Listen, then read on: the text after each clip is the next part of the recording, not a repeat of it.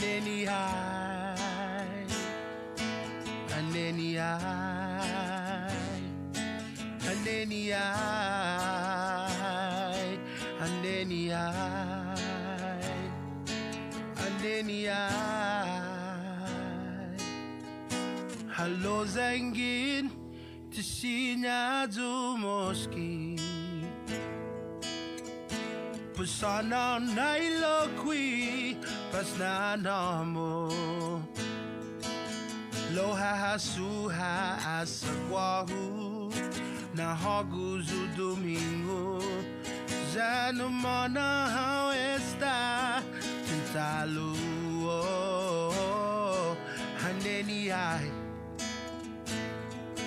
haneni ai, haneni ai, haneni ai,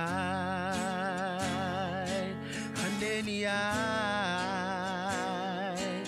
haneni ai. Chris and Sabrina with The Link. Here on Breeze 93.9 FM.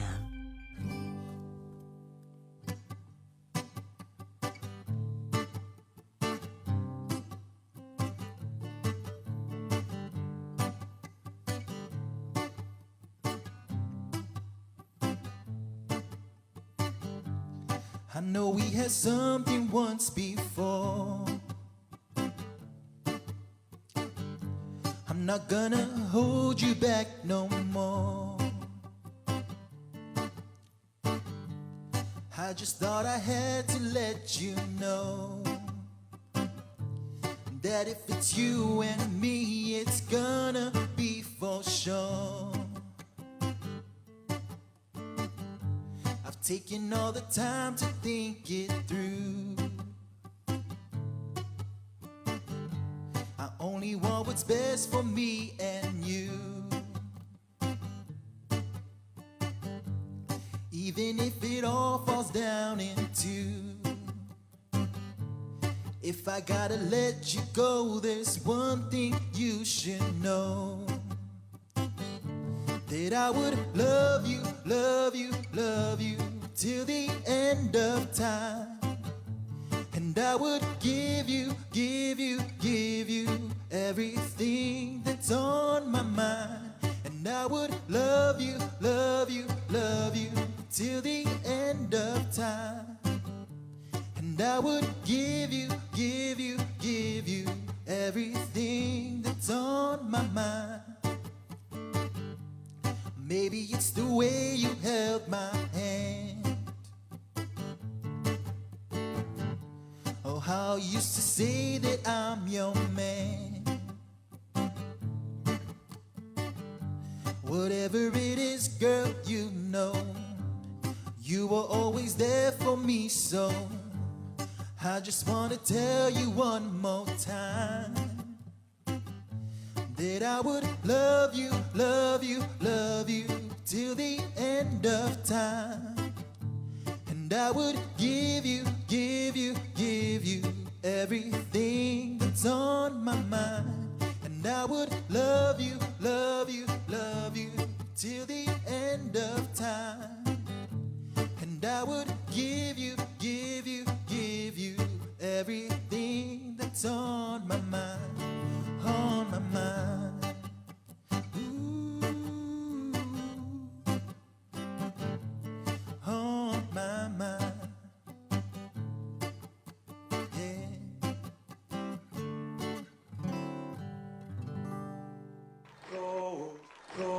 Sinja uli die sombren zelten meg, et zu te saluda antes Dio niga Radzauds and Malakis Fritzas Duret in todo in mu a no gi distancia como cupu gi palu Zangiman malak guafi ikonung nasugi airi prebatula noci nai banderata gaigi pues Atan Fanny Bandera Kau esta pagua pumalapa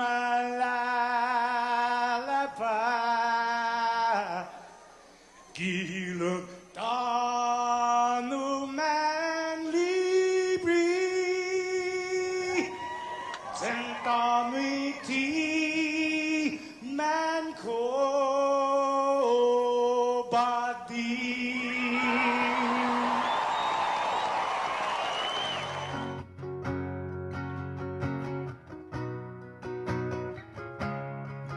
Fanogi chamoru puritanota kantai matunonya gitoru iluga Paraiona Parai Gloria Abiba Isla Senpada Paraiona, Parai Gloria, Abiba Isla Senpada, Toru Itempu Ipas, Paraita, Zanginila, Nina Benishon. Contra perigo na avança fuam dos proteis landon. Contra perigo na avança fuam dos proteis landon.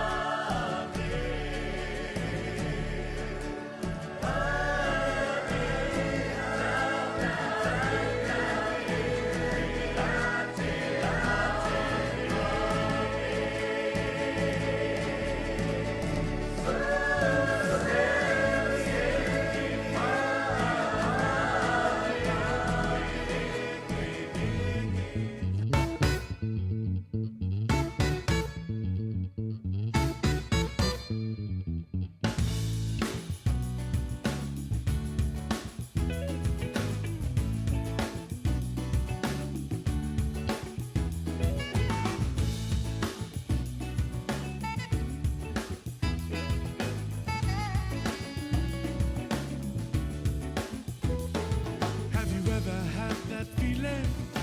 Made you oh so glad. Have you ever had that feeling? The memory of our land. So here we go now, here we go.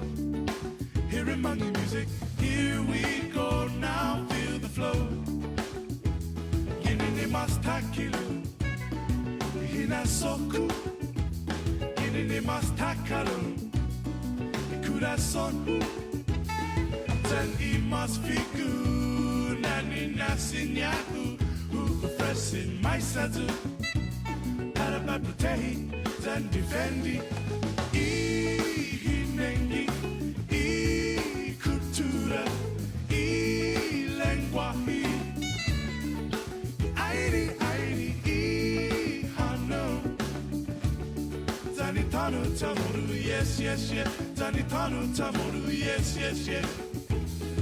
Ire shaku, la la la la. Did I to get into stop that?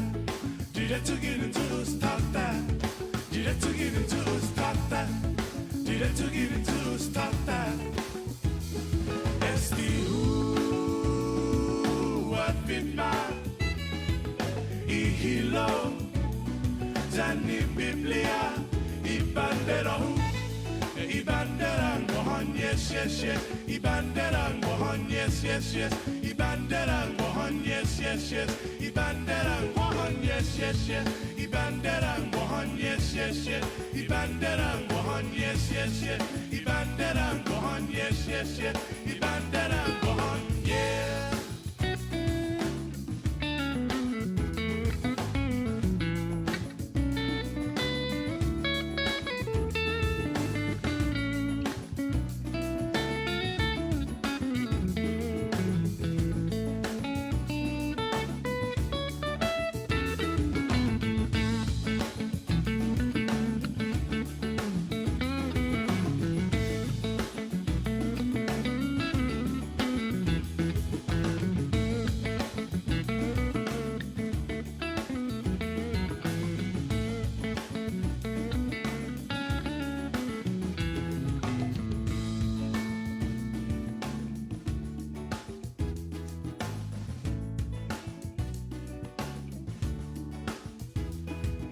Mastakilu, hina soku, kinini mastakalu, corazón ten imas figu, nani nasinyahu, fresin my satu, parabaputehi, ten defendi, hinengi, cultura, lenguaje.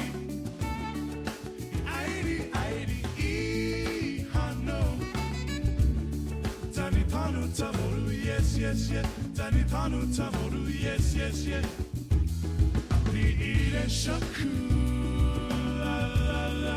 Did I to get into stop that? Did I to get into stop that? Did I to get into stop that? Did I to get into stop that? It's the who,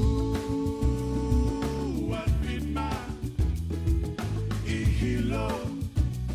Tani Biblia, Ibandera, Ibandera, Mohan, yes, yes, yes, Ibandera, Mohan, yes, yes, yes, Ibandera, Mohan, yes, yes, yes, Ibandera, Mohan, yes, yes, yes, Ibandera, Mohan, yes, yes, yes, Ibandera, Mohan, yes, yes, yes, Ibandera, Mohan, yes, yes, yes, Ibandera, Mohan, yeah.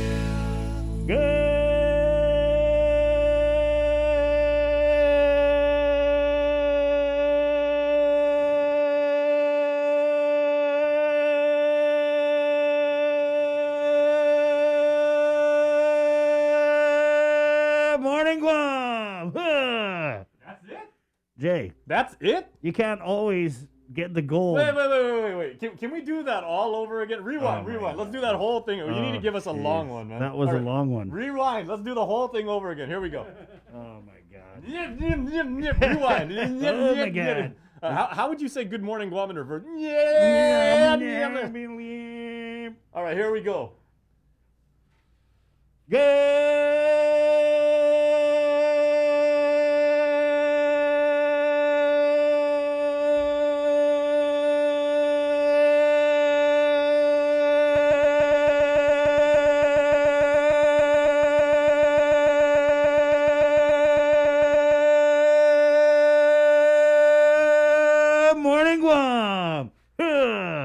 That's how you do it. Good job, man. Good morning, Jay. Air Rock. Yeah. Socially distant air rock. Right. It's Wednesday, January 20th, first day of school, 2.0 for public schools. I know a lot of public schools are back to face-to-face this morning.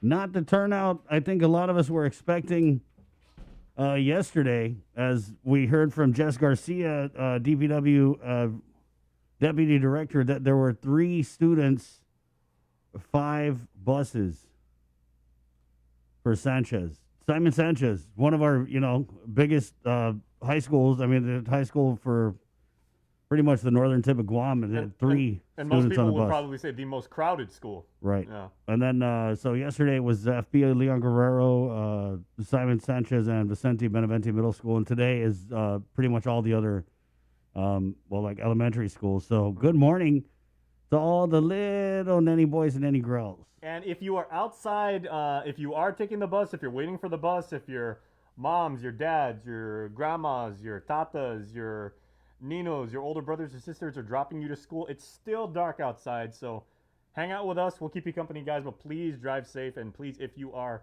a young person watching us on your phone, and many people do, please be safe in there, because, we've got street lights and traffic lights right now, but Mr. Sun has not made his presence felt just yet, so please be safe out there. It's 6:21, The Link on the Breeze. That's our radio station here, where your go-to jam's always coming up. KUAM FM, Agotni, Guam. To our viewers on KUAM TV, good morning. I got a couple shout-outs right here. Glenda Napati Delphin. Hey, I know the Delphin family. They are now living in Huber Heights, Ohio.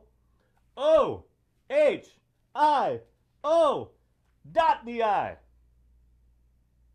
Ohio State Buckeyes. You guys are great. You've destroyed my Michigan Wolverines the past, 100 years. So hi, Glenda. Hope you're having a good day. Beautiful morning over here at Today's Road, says Bev Tess J. Salas. Chalampago. We also have... Hey, by the way, that's Glenn is awake. That's Zach Lujan in a Fresi. It's a full band version. Zach is a Chamorro guy, obviously, living out in Washington States of America. Nice. And that's been a go-to jam here. I mean, going way back to when it was I-94. Very fittingly, Glenn Lujan, who Nenny Poodles is up right now, and I want to ask Glenn if we could show what is his latest snake assault video. Yeah. Did you see the latest one? I don't know, but Why does Glenn have so many snakes in his house? I don't know. It's crazy. He puts these on Facebook and everything. So basically, he goes out and he said because he heard the dogs barking, and he's very responsible. He's like, hey, everybody, it's been dry lately. Be careful because there may be snakes. Oh, like this one that got stuck in duct tape. It's a big snake too. I mean, it seems like every day he's catching a snake over there. And if you guys don't know who we're talking about, F. Glenn Lujan, he's in the comment stream right now. He goes, first day 2.0. And Glenn, we wish you and all of your colleagues and everybody who is in education, administrators, faculty, maintenance staff, one-to-one aides, everybody doing that. We wish you the very best in our prayers to you guys. Be safe, guys. Yeah. Be careful. Beware. Going back to school for a lot of people today, and we saw from the Joint Information Center last night, 30 positives reported. I mean, it was out of 1,000 tests, but 30 positives to me is 30 positives. So just be safe, guys. 30. Yeah, that's the highest it's been in since this. I want to say post Thanksgiving? Post car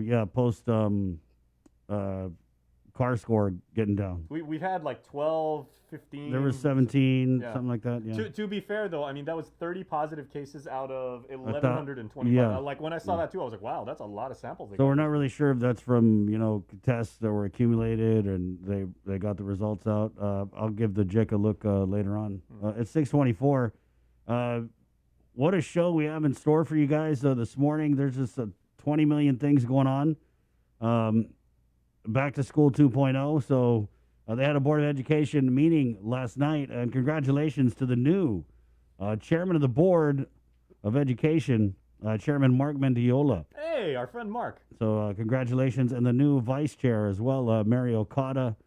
So congratulations. We're getting Mark on. We'll try to get Mary on maybe tomorrow or something, but Mark is out there visiting the schools. The former chair, Miss Maria Gutierrez, made quite splash on yesterday's Link episode. As you guys who are tuning in, Mrs. G was very fired up, very passionate about the condition of bus stops. She sent in a bunch of pictures, and it was decrepit. It was Mensalapun. It was Calacas. It was where our children go to wait for the bus, and she just was not having it. So she called out everybody from the Lieutenant Governor, Island-Wide Beautification Task Force, to the mayors, to the Department of Public Works. And guess what? It worked. Okay? I know a lot of times we want to, say it nice, but when the old lady starts chewing you out, it just happens a lot faster. Mm-hmm. Anybody out there with a mean auntie or any BS in their life, you know exactly what I'm talking about. So yesterday, Mrs. G came on the show, and by 10:30, 11 o'clock, she was sending me pictures and different organizations. I know there were some mayor's offices that went out to their villages and started cleaning up these bus stops, or bus stops that were painted, trash picked up. And that's good. I mean, it just kind of slipped our mind. I know there's a lot of stuff on our mind. But that was kind of basic, and I definitely appreciated Mrs. G coming on and just letting them have it, Like I told her during the interview, Sangania, tell them. She's a very, very sweet, nice, considerate, kind woman. She's an amazing chamarita and everything, but she doesn't come on the show to be nice. I mean, like Bree said that one time. She goes, Maria Gutierrez, she's all about the kids. She wants to, provide opportunities and let kids, give kids an environment where they can be successful. But she will go gangster on you. And we're very has lucky no because problem doing that. Sabrina, the Link, we're like her Boboy and her Go-Go. You know what I mean? Like, we're good with her because we're trying to do good out here. So if you mess up or you forget something, just, be prepared to be blasted. If you're in her doghouse, kind of free up your schedule for the rest of the afternoon so you can take care of that. And then, when you get blasted, you just go do your work and then you're good. Like back in the day with my grandma, we didn't do something, we get chewed the hell out, maybe spanked. Probably, yes, spanked. And importantly, in front of your peers. And then we would do whatever we got in trouble for not doing, and then Grandma would do a kind gesture like, I'll make you donuts in the morning. Yeah, now come inside and let's, Right, so yeah. So now that we're over and the whole... and all is clear. Well, I hope we're over the whole bus stop thing, because Mrs. G just messaged me. She's like, I'm going to go around again, boy, and I'll zoom in later. Nice. All right, so that's what's going on. Education-wise, that's not even it. We're going to get GDOE Superintendent John Fernandez. Also, Dr. Juan Flores from the Catholic schools. He's the superintendent, obviously. Lieutenant Governor Josh Tenorio. We'll also get Public Auditor BJ Cruz on, as there was an audit that came out here about the COVID pay. Also, a very big moment happening in our island's history right now, because Adelup just announced this yesterday, Chris, but there is a nationwide moment of remembrance and to honor all the lives that have been lost due to coronavirus over the last year. Mm-hmm. And that is happening at 8:30. I'm going to tell you about that in news, but our Peter Santos is going to be down at the Laddie of Freedom in what is expected to be a very, very solemn ceremony, as Guam will participate. And, it's national. Yeah, we ask you to do the same. And so we'll be bringing that to you live. Right. So there's, like you said, a moment of silence at... Well, it's this morning.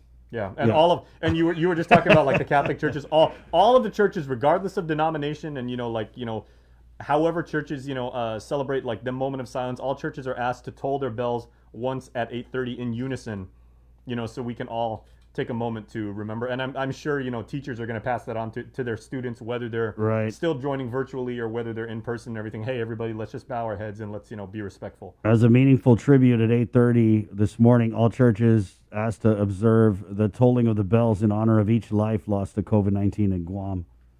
All government agencies, businesses, organizations asked to pause all activities and observe a moment of silence during this time. And this is being done nationally. It's in solidarity with the Presidential Inaugural Committee, the governor's office gathering at the parking lot of the Laddie of Freedom. to observe the bell tolls. I don't know if it's going to be one bell. I think it's just one, because if they did one for every, That would be Like 100. But I mean, that would be 128 very on Guam. sobering. You know what I mean? Yeah. That would really just, the gravity of it. well, would- because I remember, like you were talking about, spending time with grandma. When I would go to my nana's house in Agana Heights when I was a kid, one of my nana's rules were, okay, when you hear the bells chiming from cathedral, you cannot make, you basically stop everything that you're doing, and whether it's, especially the long hours, right, 10, 11, 12, that would go on for maybe a minute. Can you imagine what an emotional moment that, or not even a moment, that would be if we had to toll the bell 128 times? I mean, I believe they absolutely should. I mean, a fitting memorial for those Guamanians who are no longer with us. But I do believe it is just once. I mean, if it is 128, I mean, that would be beautiful. so be as it. well. Yeah. Thank you, Joe, sir. Guys, I do comb my hair in the morning, but there's just it's at this stage where this stuff in the back, it just won't cooperate. Oh, you got the cowlick. Don't It's you? very unruly. You know what they say about guys with cowlicks. Yeah. But, Nice hairstyle today, Alfalfa. Okay. but I'm glad, because in my family, it's one side of the family is premature bald and the other side is premature gray. So I'm glad that I'm blessed to have the hair to have the gray. Oh man. Right. Okay, Vivian Lorenzo, happy January 20th, Wednesday, Guam, and then she uses the Guam seal. Very nice. Thank you, Vivian. She's coming from Oregon State, and she says it is 12:29 p.m. on the left coast. So Oregon State, are you at Oregon State? Are you in Corvallis with the Beavers? We have here Brennan Fausto, football. The Guam fan, go Packers, go! So he's got something in common with one of our favorite doctors, Dr. Shea. Okay, Dr. Shea's joined us a bunch of times, on Zoom, and you guys have seen how tricked out his office is with Packers memorabilia. I mean, I know he's got a, the helmet that's like the popcorn dispenser, and he's got some posters and everything. He's got he's got a replica of the Vince Lombardi trophy. I've been to the doc's office. That is, trust me when I tell you, that is just the tip of the iceberg when it comes to how much this man loves that team from that little town in Titletown, actually, in Wisconsin. But Dr. Shea, a massive Packer fan. Right. I wonder what he'll be doing this Sunday. And their name, actually, in case you didn't know, that it's because it's a meat packing town, right? Yeah. And so they have meat in that town, and they pack it because it's a meat factory, and therefore they came up with the name, the Packers. Which is now interesting because everybody associates them, because Wisconsin is the biggest dairy producer, and everybody says the Cheeseheads, but Yeah. it's actually meat that they were packing, Yeah. not cheese. You know what's the funniest story? Do you know why the Indianapolis basketball team is called the Pacers? I don't. It's because in the And Indianapolis yeah, 500, 500, pace they have car. a pace car. Yeah. Okay, got it. Sorry. I did know. I When just you didn't. say it, it actually Right, makes yeah. sense. But yeah, that was one of those things when I was a kid. I was like, why are they called the Pacers? That makes Yeah, and also on the show this morning, former Congressman Robert Underwood is in our nation's capital of Washington, D.C., American, and he's going to be zooming in. I know that he told me he's going to try and visit with some of the Guard troops from Guam that are out here, because the inauguration is happening. Jason, when is it happening? That's at midnight, and we got that my picture right there. We Did you do. get closer? Yep. All right. We are your inauguration station. Yeah, so it starts at midnight. Your Our coverage will be- inauguration station. Our coverage will be on NBC KUM TV8 starting at midnight, and it's going to be several hours. So if you guys want to tune into the inauguration and what is expected to be historic for, we all hope and pray for the right reasons. Right, yeah. I mean, there's how many troops in the Capitol? Well, they said as tens of of last week it was thousands? 20,000, but Right. they've amplified that. And then they had actually made an arrest of a guy who was trying to enter the zone with ammunition and I think some weapons. So there's definitely a real threat. I'll tell you what, real Crazy. quick. Speaking of Maria Gutierrez and and the accolades that she is certainly due. Debbie Davis, our dear friend from Bardstown, Kentucky, says she's giving Maria, because of course Debbie Davis is Mama Bear. She goes, I'm giving Maria the title #Grandma Bear. Oh man, and tell you what, if Mama Bear and Grandma Bear got together and made a meal, can you imagine how insane that would be? Yeah, let me tell you, say what you will about Mrs. G and her passion, her temper. She makes a mean mochi. Those mochi was it cupcakes or something? Yeah, with a mango on. Okay. God. Oh man. Oh man. Oh, we man. have one piece of business to go. Okay, ready? Clear your throat, Chris. Happy birthday to you. Happy birthday to you. Happy birthday, dear Mrs. DJ Joe, sir, otherwise known as. And also my cousin Jeffrey, happy birthday. Hey, otherwise known as Mini Termulo. Happy birthday to you. Yes, Joe Sir's better half is celebrating her birthday today. If you guys don't know, Joe Sir runs the cams here. He does all the shots. He's part of the switching digital team. Just basically, if he wasn't here, I wouldn't even know what to plug where, and I don't know how he does it, but he's coming, you know.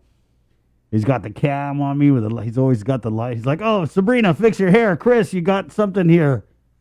And you know, we call DJ Joe Sir the hardest working man in show business. You know, with all due respect to the great James Brown.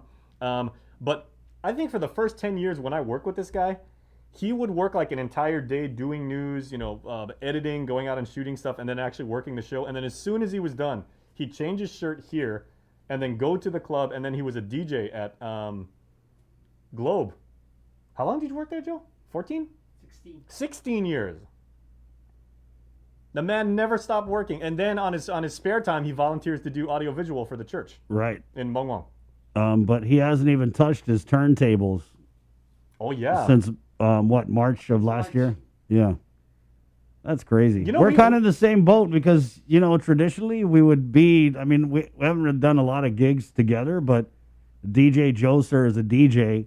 I'm an MC. And that's like your 1-2 right there for what we used to call parties. I don't know if you guys... Well, you know what you were saying parties. yesterday? You know how you were saying... Fiestas. I'm going to drop the P word and the F word right here. Ooh. Parties and fiestas. You know what you were saying yesterday about like maybe we should have like a Link instrument day? Yeah. When we just come in and jam? Mm-hmm. I would love to see Joe Sir just bring the 1s and 2s here and just like do some scratching. Yeah. Are you a scratcher, Joe Sir? Jason just assumes all DJs are scratchers, but you're going to totally go crazy on the crossfader, right? Scratching is like its own thing. Yeah, he's got the body itches. Okay, he's like, I'm a scratcher. Yeah. Okay, now correct me if I'm wrong, right? But there's two types of DJs, like historically. And Joe, feel free to throw something heavy at me if I get this wrong. But the old school DJs, those are the ones who would like, you know, do the scratching and mixing, and you know, I mean, it was its own art form. But these days, like with the EDM and like the new, you have a set playlist already, and you're really reacting to the crowd, right? And you change things. Okay, so what do you prefer to be, type 1 or type 2? Oh, both? Oh, okay. See that? He changes with the times. Depends on the crowd. Yeah, it depends on the crowd. You got to be able to play the crowd. And then what Joe Sir does, it's also a little different, is video VDJing. Okay, right? Real quick, Debbie Davis goes, Joe Sir, tell your wife happy birthday from Mama Bear, and she has a whole bunch of emoji. So Joe Sir saying we got to get him to say something on the mic one of these days because he's got a very, very good voice. I don't know why he never talks. Aaron Redobo goes, wow, super hard-working guy. Joe Sir. So that's super hard. And then Jean Martinez just puts his comment in. She goes, wow, old school mobile DJ. And a beautiful comment right here. I'm actually gonna like this as I'm reading this from Ann Austero. Half a day. Good morning, Ann. And she says, for those who believe in the power of prayer over your children and cover them with the blood of Jesus, so no sickness or disease transfer onto them. God is faithful. That's a beautiful message. Amen. As many students go back to school. Right. Glenn comments in here, scratch and sniff realness. Chris, remember those stickers from school your teacher gives you? Oh, I didn't really get many stickers, just to be honest with you guys. I didn't really get Thank you for many. bringing that up, Yeah, Glenn. that's the one part when I hear people talk about, we used to get stickers, like, I didn't. But did you get scratch and sniff? Well, yeah, of course. We were all around for. Okay, they had markers. Remember? Do they still make that? It probably gives you cancer. They probably found out like, it gives you cancer. Okay, chat room. Here's your challenge for the day. Right? Let us know what your best scratch and sniff sticker was. Mine was the root beer and the skunk. The skunk did not stink. Actually, it smelled like almost like a pine tree. But you know, you got a decent grade and everything. Your teacher would be like, oh, here you go, and it's like. Or you put it on like on your book when you wrap. I sucked at wrapping my own book. I used to take the scratch and sniff marker and just like dab a little under my nostril. Let's go around with that. That explains a lot. Yeah, it does. It's 6:39. What else we got coming up on the show? We also get Senator Joanne Brown new senator. She's, a familiar face because she was a senator before, also GM of the Port Authority of Guam. But in reaction to this Frankie Rosalind hiring down at the port, this is something that we broke here on the link. And I want to thank our media partners for just jumping with this great story. In reaction to that, Senator Brown has, I believe, introduced a bill that would bar people with official misconduct convictions, I believe misdemeanor ones, from being hired in the government of Guam. So we'll definitely talk to Senator Joanne Brown about that this morning. And then our very own Peter Santos will be live from the COVID Memorial. We've also got a sneak peek of In Full Zoom with Nestor Lecanto, where he sits down with the newly elected members of the Guam Women's Chamber of Commerce. And that's a good one. I produced that yesterday, and it's a really, really good discussion. Right. And then, tragically, there was an incident in Santa Rita yesterday afternoon. And so we are going to play this press conference with Sergeant Paul Tapau. We got that, yep. We'll play that. And it's been classified as a death investigation. But we did see CID, the Criminal Investigation Division, on the scene. And I guess how GPD works, right, is they'll show up on the scene. They'll say, okay, this is a death investigation. And then as more info starts to come in, then they'll make that determination to classify it as a homicide. But just, for all intents and purposes, this death investigation, it is a homicide. So, real quick, yeah. Aaron Redoble goes, everybody, is Della Sola coming in today? Of course, talking about Department of Labor Director Dave Della Sola. He's not on... He's got a bunch of federal stuff. Yeah, he's not on the docket right now, Aaron, but then again, he wasn't supposed to be on yesterday's show, Yeah. and he came in because he had important information. So please, Yeah. stay tuned, because, Dave's always got no... And there open was a invitation. bunch of info that he gave out yesterday. So if you want to go on our KUAM News YouTube, you can click on... You go to KUAM News YouTube, just click videos, and then it orders them from top to bottom, most recent to the not so recent. And his interview will be there. And he gave out a bunch of info about batching out PUA payments for this week. Okay, 6:42, guys. Let's go ahead and get into the news now, Jay. All right. Here we go, everybody. Here is what's happening at home on this Wednesday morning. As Chris was mentioning earlier, 30 new cases of COVID-19 have been identified out of 1,121 tests yesterday. That is the highest single-day case count in several weeks. Currently, 8 of our island neighbors are hospitalized, 3 of which are receiving ICU level of care, and an equal number, 3 people, are on ventilators. There are now over 7,500 cases of COVID-19 on Guam, 7,515 to be exact, with 128 deaths, 136 cases in active isolation, and 7,251 people that have recovered. The island's CAR score has gone from 1.2 yesterday to 1.1 today. Public Health continues its inoculation clinics today and tomorrow in Mingilao, starting at 8:30 at the UOG Fieldhouse if you are in need of the vaccine. Now, these clinics are for people 75 years and older, and others due for their second dose who have received their first dose of the Pfizer vaccine. Remember, there's the Pfizer and the Moderna, so if you receive the Pfizer vaccine between December 28th to New Year's Day on December 31st, then those clinics are for you. Those due for their second dose are reminded to bring their immunization card to the clinic so that it may be properly documented, and also bring a photo ID with you. That's very, very important. Public Health is going to issue tickets for vaccinations on a first-come, first-served basis for patients in their vehicles only. Well, as Chris was saying, yesterday saw a shocking death investigation at a Santa Rita apartment complex. Here now is Tyler Metanani with the latest from the scene of the crime and more with your morning Link update.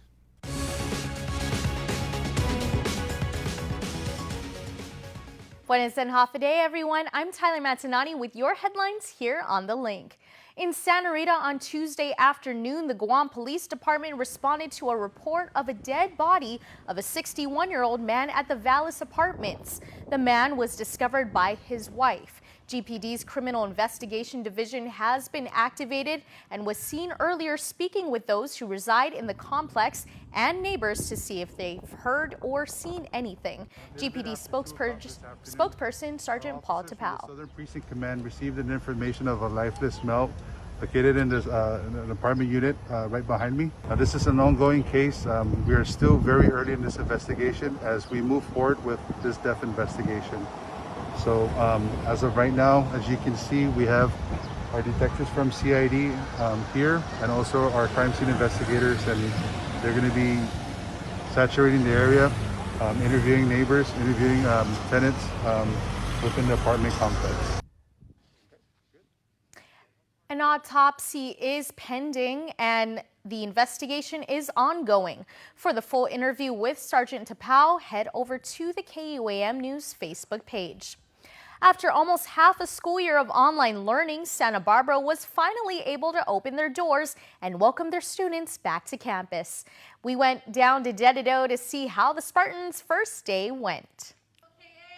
Although we couldn't see their faces, we know there were many smiles under their masks. It's been 5 months since students were able to be on campus. Today, 73% of K4 through 3rd grade students returned to face-to-face learning. Santa Barbara Principal Sister Maria Gaidi. I was very happy, and because I saw the smiles on the faces and the excitement on the looks of our students as well as the parents. So they're also excited to be back, and they were saying that it's been a long 5 months really of distance learning. If you're face to face with your student, it really makes a big difference, both on the part of the teachers and the students. It's a gradual but necessary return.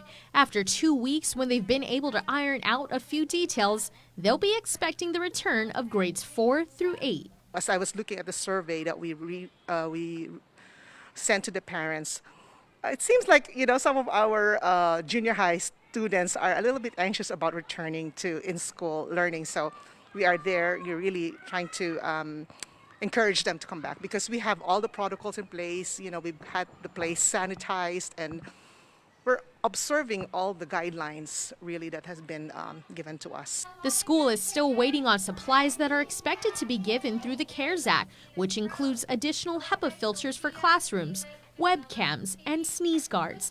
Thankfully, some parents have opted to purchase their child's sneeze guards, and in the meantime, the school is taking matters into their own hands.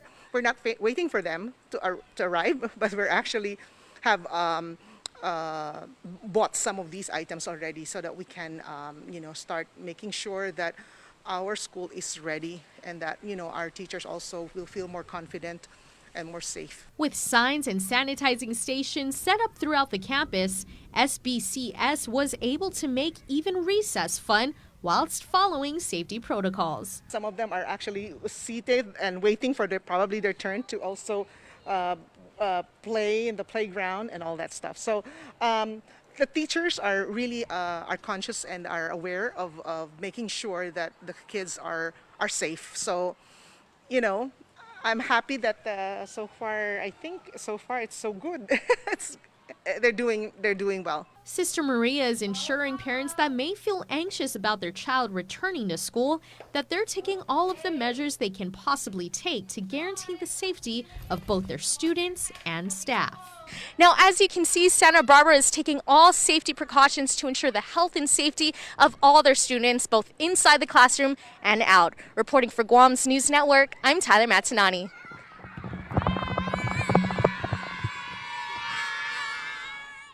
An audit report released today on the government of Guam's COVID-19 payroll expenses questions the legality of payments made to elected officials and unclassified employees. The OPA report also seeks the AG's opinion on whether more than $2 million in double pay for utility agency employees also needs to be paid back. Nestor Lecanto has more.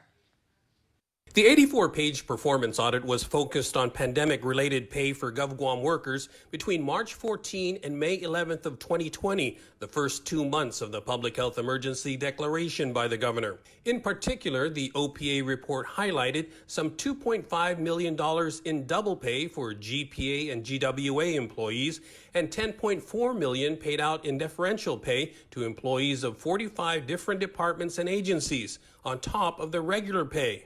Of that $10.4 million, the OPA says 26 departments and agencies paid 25% differential pay, totaling $2 million, while 34 departments and agencies paid out a total of $4.9 million in what the report calls other pay. The agencies also paid out 15% and 10% differential pay, totaling more than $1.5 million. But the report also goes on to identify 54 unclassified employees, including department and agency heads and elected and appointed officials, who received $176,000 in COVID-related compensation. The OPA says this is an apparent violation of Guam law, which prohibits bonus payments for unclassified employees. However, the OPA says federal appropriations allowed the governor to enforce a differential pay policy. In fact, $29 million of the $118 million in CARES Act funding Guam received was budgeted for COVID pay for public safety, health, and human services. The governor issued an executive order at the time implementing a differential pay policy for employees working in those areas. The policy identified staggered percentages based on the degree of exposure to the virus.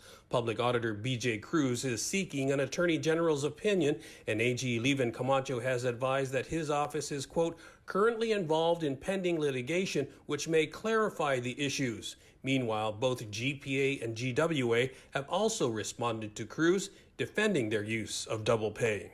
For Guam's News Network, I'm Nestor Lecanto. The full audit report is available on the OPA website. That's the news for now. We'll see you all at 6 tonight on Primetime.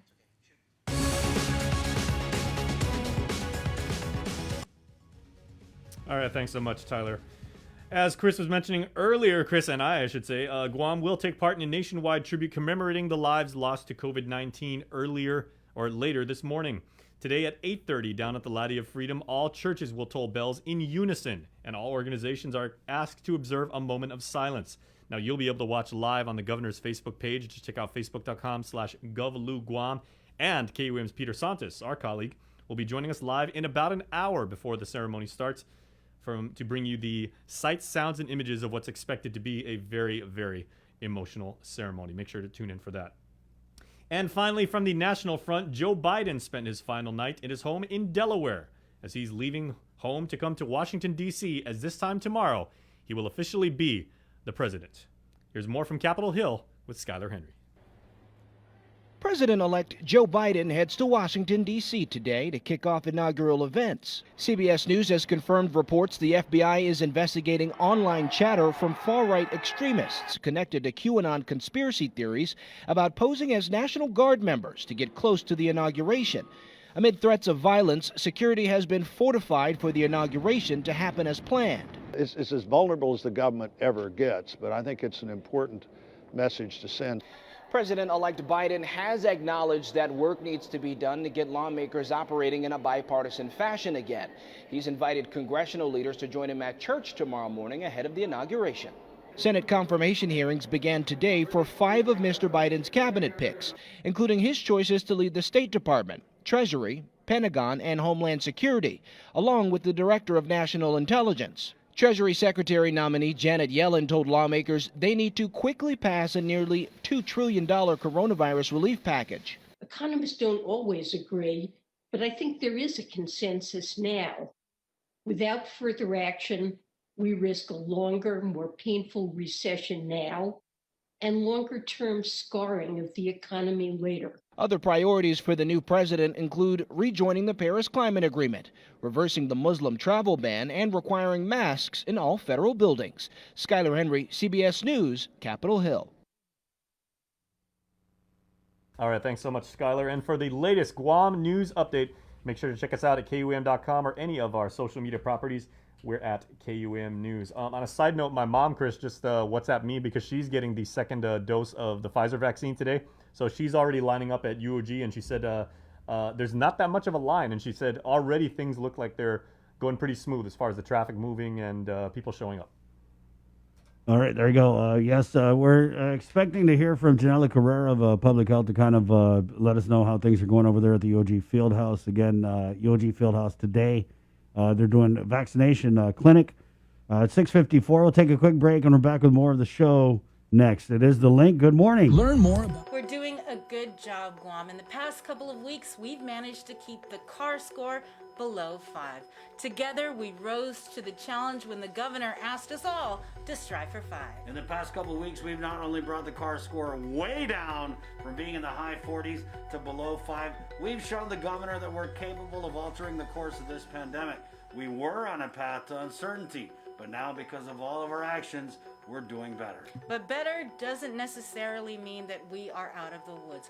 We still need to watch our distance, wash our hands, and wear our masks. So please keep striving, Guam. We got this.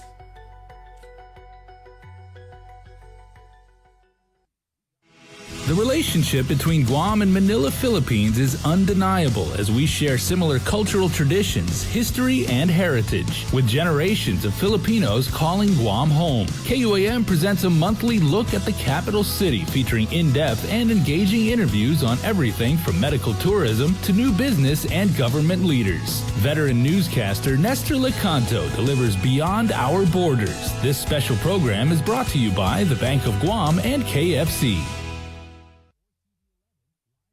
GU Self-Storage, conveniently located near the Harmon McDonald's. We offer affordable rates, online payments, and auto bill pay for your convenience. Plus gate access daily from 6 a.m. to 9 p.m. Call us today at 648-7867 for more information.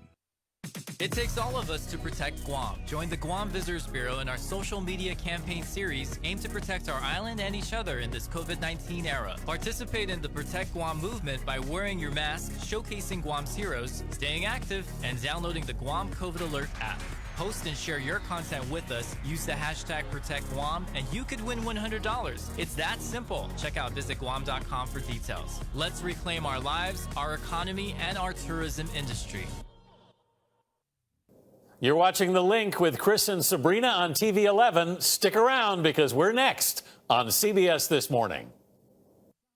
We got your 6. At 6 a.m. with The Link on Breeze 93.9 FM.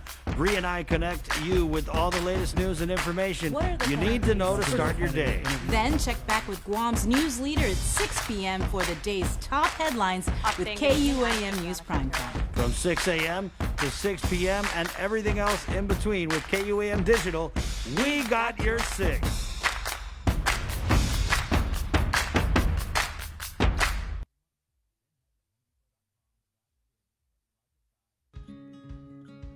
If you plan on leaving your house, don't forget your face mask. Along with hand washing and social distancing, wearing face masks can drastically reduce your risk of infection. Many people who catch COVID-19 can be contagious before they even start showing symptoms. The more people who use face masks, the less the virus can be transmitted and fewer individuals are exposed. When we both wear face masks, I protect you, you protect me, and we are both safe.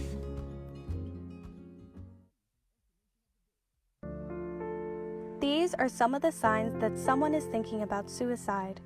Talking about wanting to die, excessive guilt or shame, and feeling like a burden to others. Feeling empty, hopeless, trapped, or having no reason to live. Feeling extremely sad, anxious, agitated, or full of rage with unbearable emotional or physical pain. Other signs include changing behavior, such as making a plan or researching ways to die, withdrawing from friends or saying goodbye, giving away important items or making a will, taking dangerous risks such as driving extremely fast, displaying extreme mood swings, eating or sleeping more or less, and using drugs or alcohol more often. If you or someone you know is showing these warning signs, get help as soon as possible. Call Guam Behavioral Health and Wellness Center's crisis hotline at 647-8833 or 4.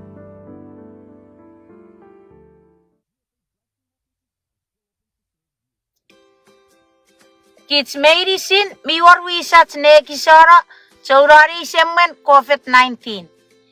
Mi burinna geri barawat at si pasapuerore ferry epetire semen. Awara oru fit to awam serie cots. Por rave put nupen nofeden. Terupom nargugun rueseken terugeri sop mekarik. Ikesor sop mekarik ekyoan sanitizer miwar ore pesen arukornon. Terufiti ekwareri mepise karavas reson atapa. Kasapat tapawan mesom. Namotireim ikeapurien maybe efficientwen. Epeti maraom me barawen awachikicheng family wan marawan kids medicine. Epet ira tuburun marawat. Renti chikire poraus katogeri kakeri urget ewe Ike Totawaro website tphss.guam.gov. Kiriso Chapur. Translation is made possible by a grant from the U.S. Department of Interior, Office of Insular Affairs.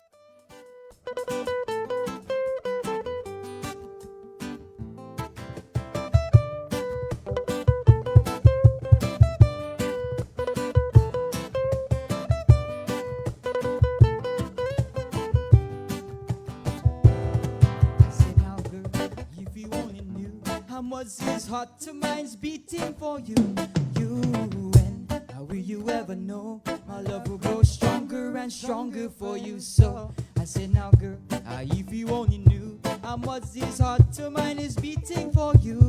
I said, now how will you ever We need a squat cam in there. Jason and Joe Sir doing their squats this morning. Did you have us on camera when we were doing it? Yeah, Joe Sir and I, we did the link stretch last week. We're trying to get some exercise here, so yeah, Joe Sir and I do like. We should do like a Zumba. That'd be awesome. You think you got cardio until you try and Zumba with the older folks. It's like, oh yeah, bro, where are you getting this, auntie? Ooh, boy.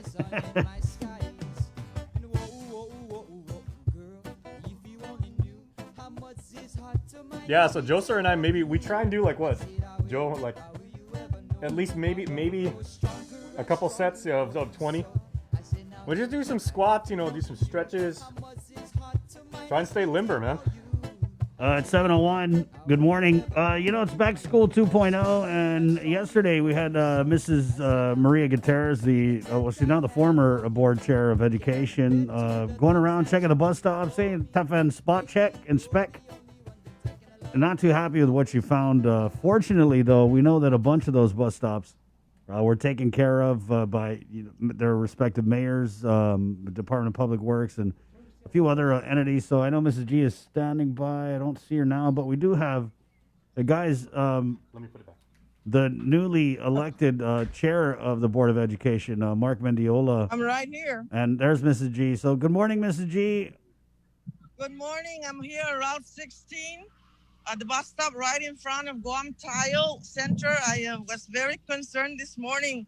I came very early and there was a homeless on this bus stop drinking beer. I was gonna get down, but I was scared. So I saw some little kids already coming toward the bus with their older siblings. So I told them to stay with them until, that guy moves away. I did call the superintendent and even the mayor of Tamuning to please have GPD come here and remove the guy. By the time I came back, the guy moved on his own. But this is something that's very dangerous, with these kids coming here and these are the elementary kids. And for them to find this somebody here at the bus stop, especially he's drinking alcohol. I hope that the Guam Police Department, Chief Ignacio, please have your people check these bus stops in these areas because we cannot afford for any danger to our kids. These are the elementary. They're going to Chief Brody. They're all wearing their masks. They're so excited. They have some of their parents and older siblings here waiting for them until the bus arrives. Well, thank you, Mrs. G, for your service. I appreciate very much that you're out here. I mean, you don't have to be here out there doing the rounds, you know what I mean? And thank you for calling the cops. I've seen that a lot. Used to run early in the morning. You would see just people passed out at the bus stops. So that's definitely an issue. I appreciate it, Mrs. G. Thank you. We're going to go to board chair. Ms. G, if you want to hang out, we do have the newly elected board chair, Mark Mendiola. Congratulations, Chairman Mark.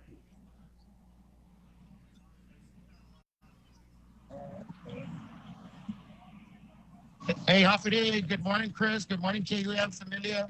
Yeah, I'm here with Principal Dr. Perez over at Agda.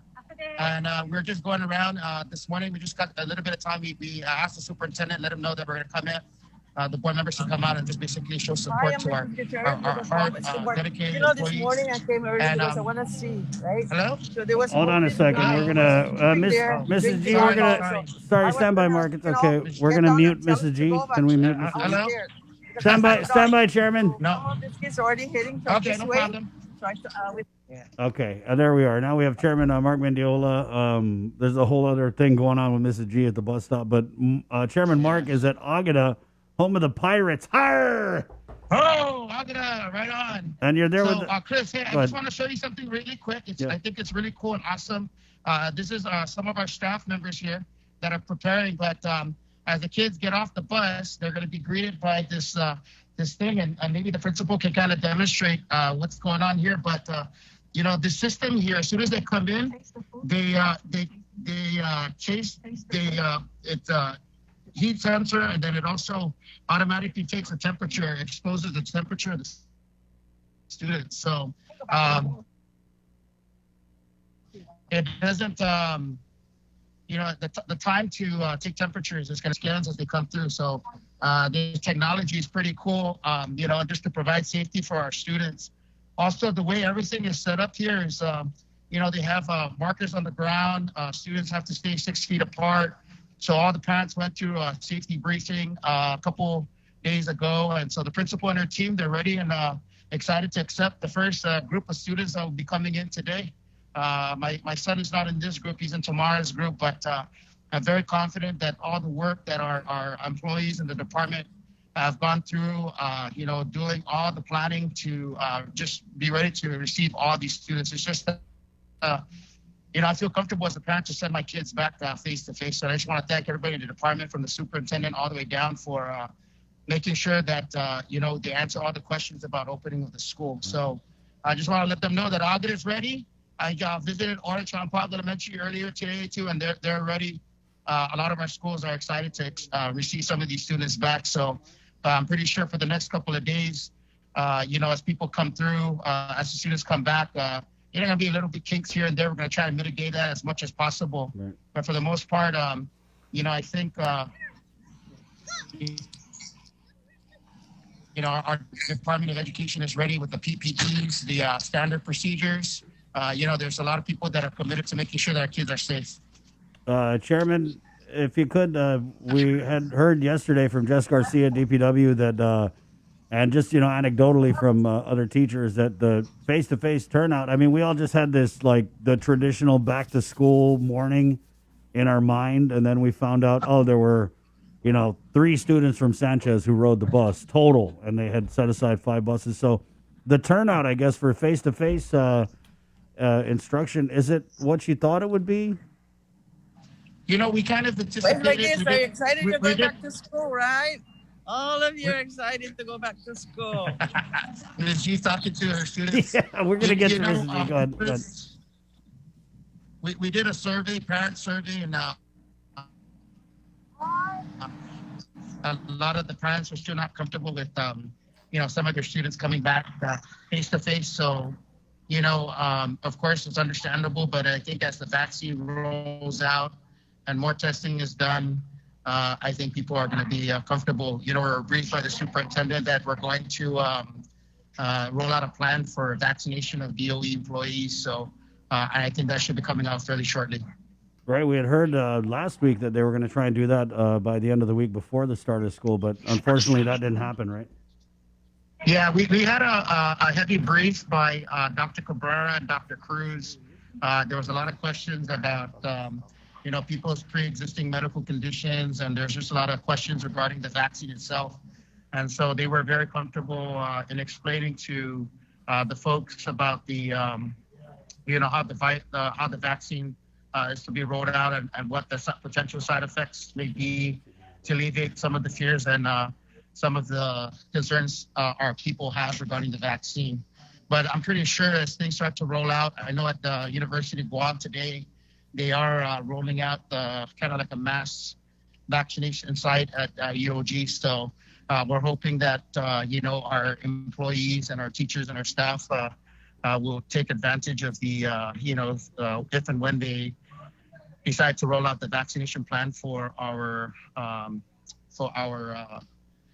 employees. All right. So things there. What's the turnout there at Agata, Chair? I mean, I know Right that. now, Yeah, right now we don't anticipate the students to be here for another, I think, 5 to 10 minutes. Right. First buses should be rolling in. I drove by a couple of bus stops, and actually there was not that many. I saw like 2 or 3 students in different bus stops. So, the numbers I know are not going to be as large, but one of the things that we can do is look at the plan as we have small numbers of students returning, and then when the large numbers return, then we'll be able to close the gap in any areas that may need assistance. But at this point, it's just to see how our protocols work and that are in place, and to ensure the safety of our kids that are returning back to the schools.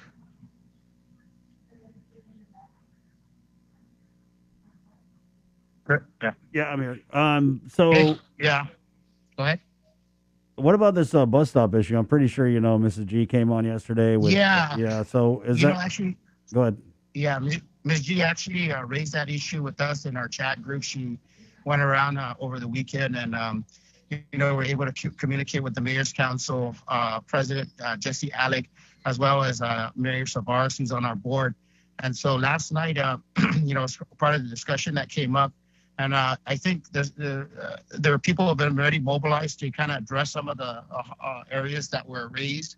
But there are a lot of bus stops around the island, and as a community, we just got to come together in terms of community response. I know it's kind of a little bit late in where we're at right now. School's already opening, but we got to take care of it. I know I'll be volunteering some time with my family over the weekend to go out to the bus stops around our area. I'm calling out all the folks that are in our neighborhood watch programs to just take a look around and see if their bus stops are safe for their kids, and just take a proactive step in trying to help clean up the bus stops. I know it's very disheartening. Ms. G was very I think she's still there, but showing up to the bus stop with people who are drinking all night and passing out on the bus stops is unacceptable. So we need to send a clear message that that's not acceptable, because we don't want our kids to be greeted at bus stops with inebriated or drunk folks. So definitely a lot of discussion is going to happen, and action is going to happen immediately to deter that type of behavior around the bus stops.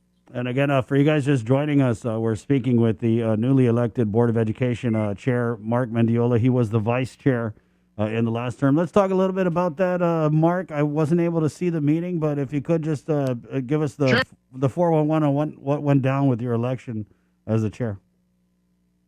Yeah, so I just first off, I want to thank our former chair, Maria Gutierrez. Both and I have been at it since on the board together for the past since I was appointed by Governor Calvo, and then I ran for a 2-year term, and then finished that term, and then now going through this term. But she Here comes the bus.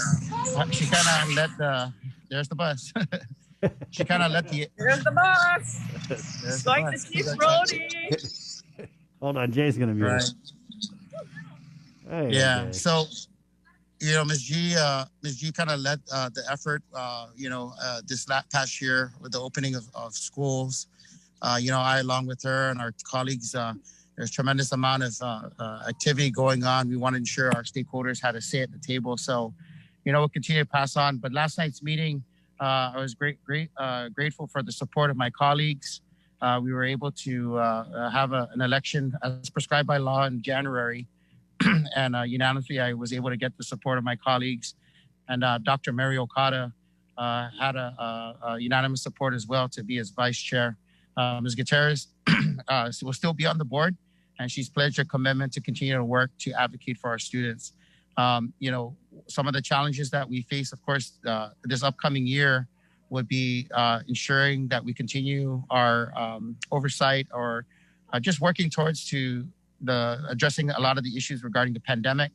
But the second other challenge that we're going to be faced with is our budget situation at the Department of Education, and how to get the resources to carry out our mission. And so each of our colleagues, we're going to be having a board retreat to kind of organize ourselves into committee chairpersons, and we're also going to be working to organize and figure out, kind of like a strategic plan, if you will, that we're going to help lead the department for the next 5 years and develop that plan so that it could be a driving force and a driving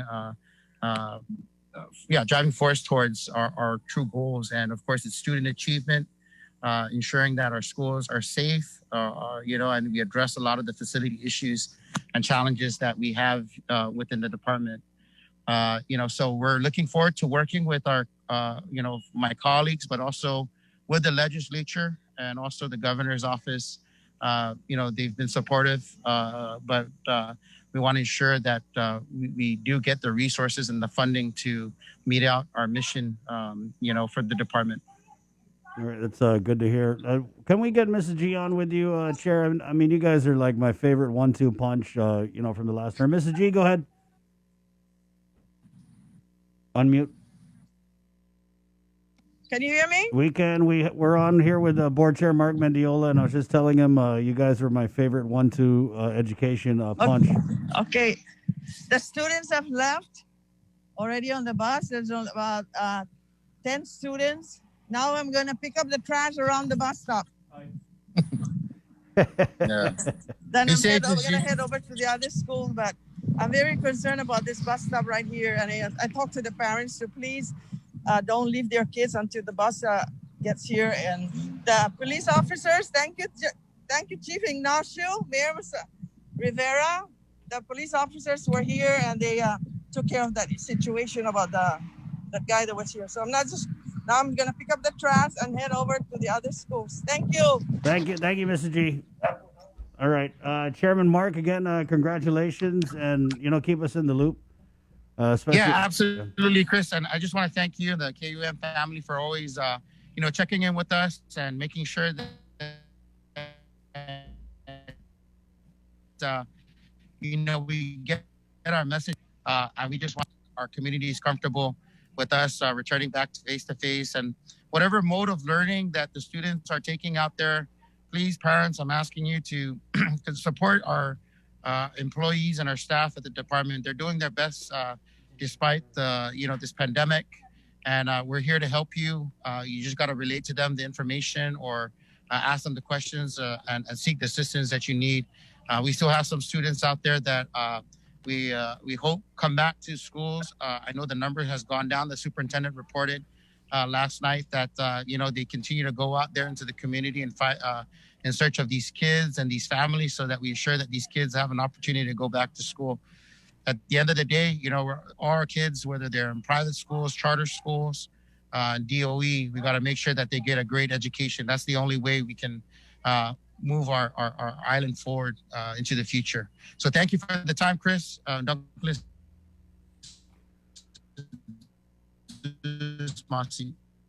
Dogamas. Thank you, Mark. There you go. That's Board Chair Mark Mendiola of the Board of Education. Let's keep it going to the KUAM News Zoom room, where we have from the Department of Public Health and Social Services, Janella Carrera, driving actually on the road. Morning, Janella. Hi, good morning, guys.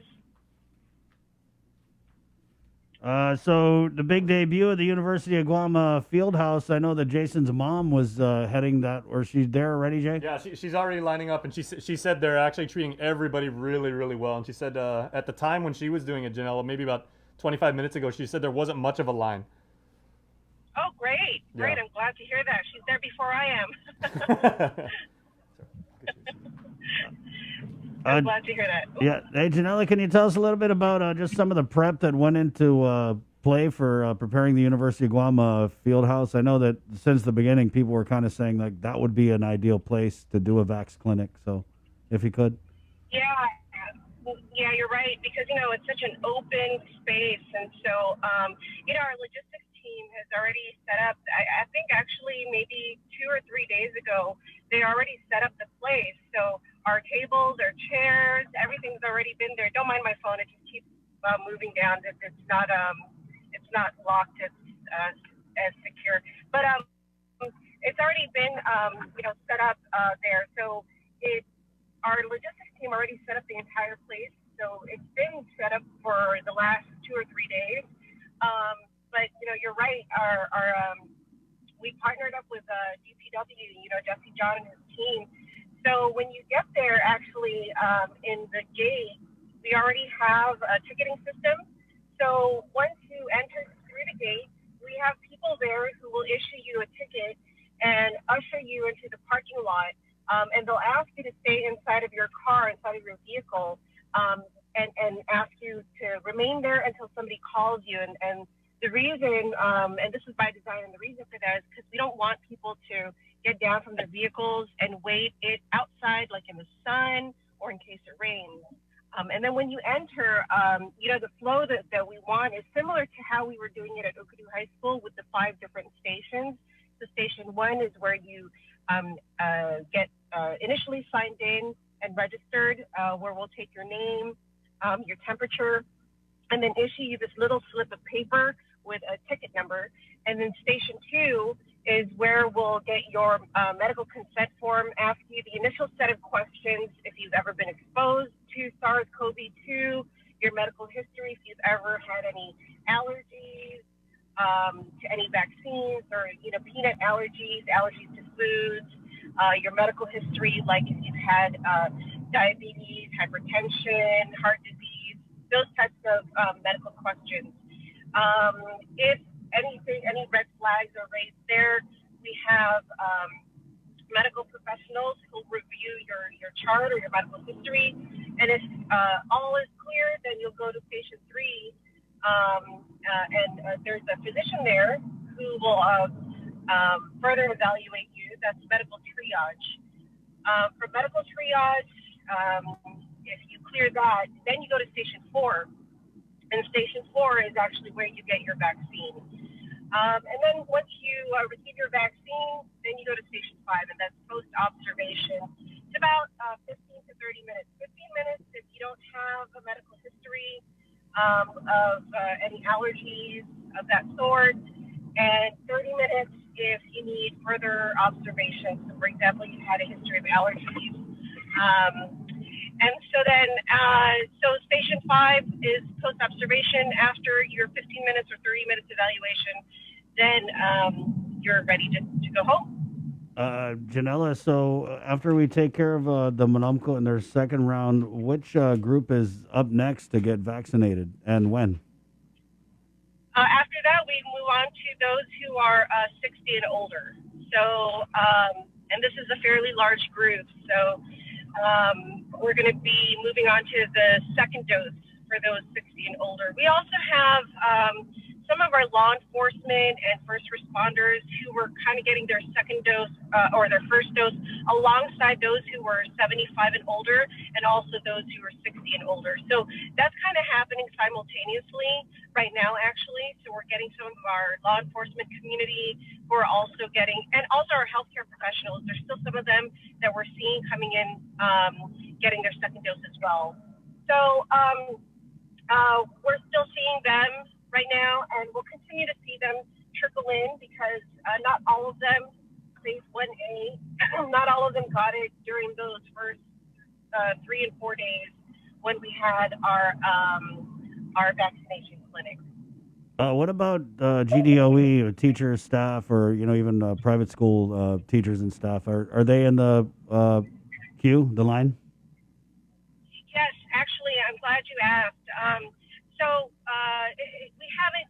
So the plan hasn't materialized yet, but we are in discussions to partner with GRMC and possibly even one of the enrolled clinic providers to get our teachers inoculated. And so we wanted to actually roll this out as soon as possible, but we're trying to figure out logistically how we're going to do this. We wanted to do this in time for the face-to-face learning to happen. So we wanted to do it actually this week, but so we're trying to figure out logistically how we're going to do this. So, but we are working on a plan to get all of our teachers, including private school teachers. So this is our Christian schools, our Catholic schools, and our other private schools that may not be in the religious categories, charter schools. So all teachers, including bus drivers as well, to get them vaccinated, and hopefully we'll be able to announce that pretty soon. But they'll also be vaccinated, and we're working on a partnership with GRMC. So whether that's going to happen at GRMC or through some other vaccination clinic, we'll announce that soon. But we do plan on getting them vaccinated And so that'll be all teachers, whether they're through GBOE or private schools, including bus drivers as well. All right, so that's pretty much the bulk of you guys' work. Is there anything else in the department going on, Janella? Health certificates, that type of stuff? That any new developments with those services with the PCOR 2 declaration? Health certificates, no, but you know what? We did make an announcement last night in our JIC release about some of the hours of operation for the welfare division.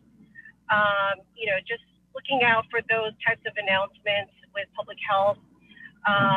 There will be another announcement that's forthcoming with regards to the SNAP and the emergency allotments. That should be coming out today. That will go into effect on Saturday. So that should be forthcoming. But anything else in the department, always just look out to our media partners for those announcements. Thank you, Janella. Sure, anytime. Thank you, Chris. Thank Good you. luck. All right, there you go. Janella Carrera, Department of Public Health and Social Services. 726 now. That, again, death investigation in Santa Rita. Just going to tell you guys that it's pretty much a homicide. I mean, it is. And we did have a press conference here with Guam Police Department, Sergeant Paul Tapau, that was aired. We're going to go ahead and play this, guys. And then coming up, we're trying to squeeze a whole bunch into this next 30 minutes of the link. We have Senator Joanne Brown.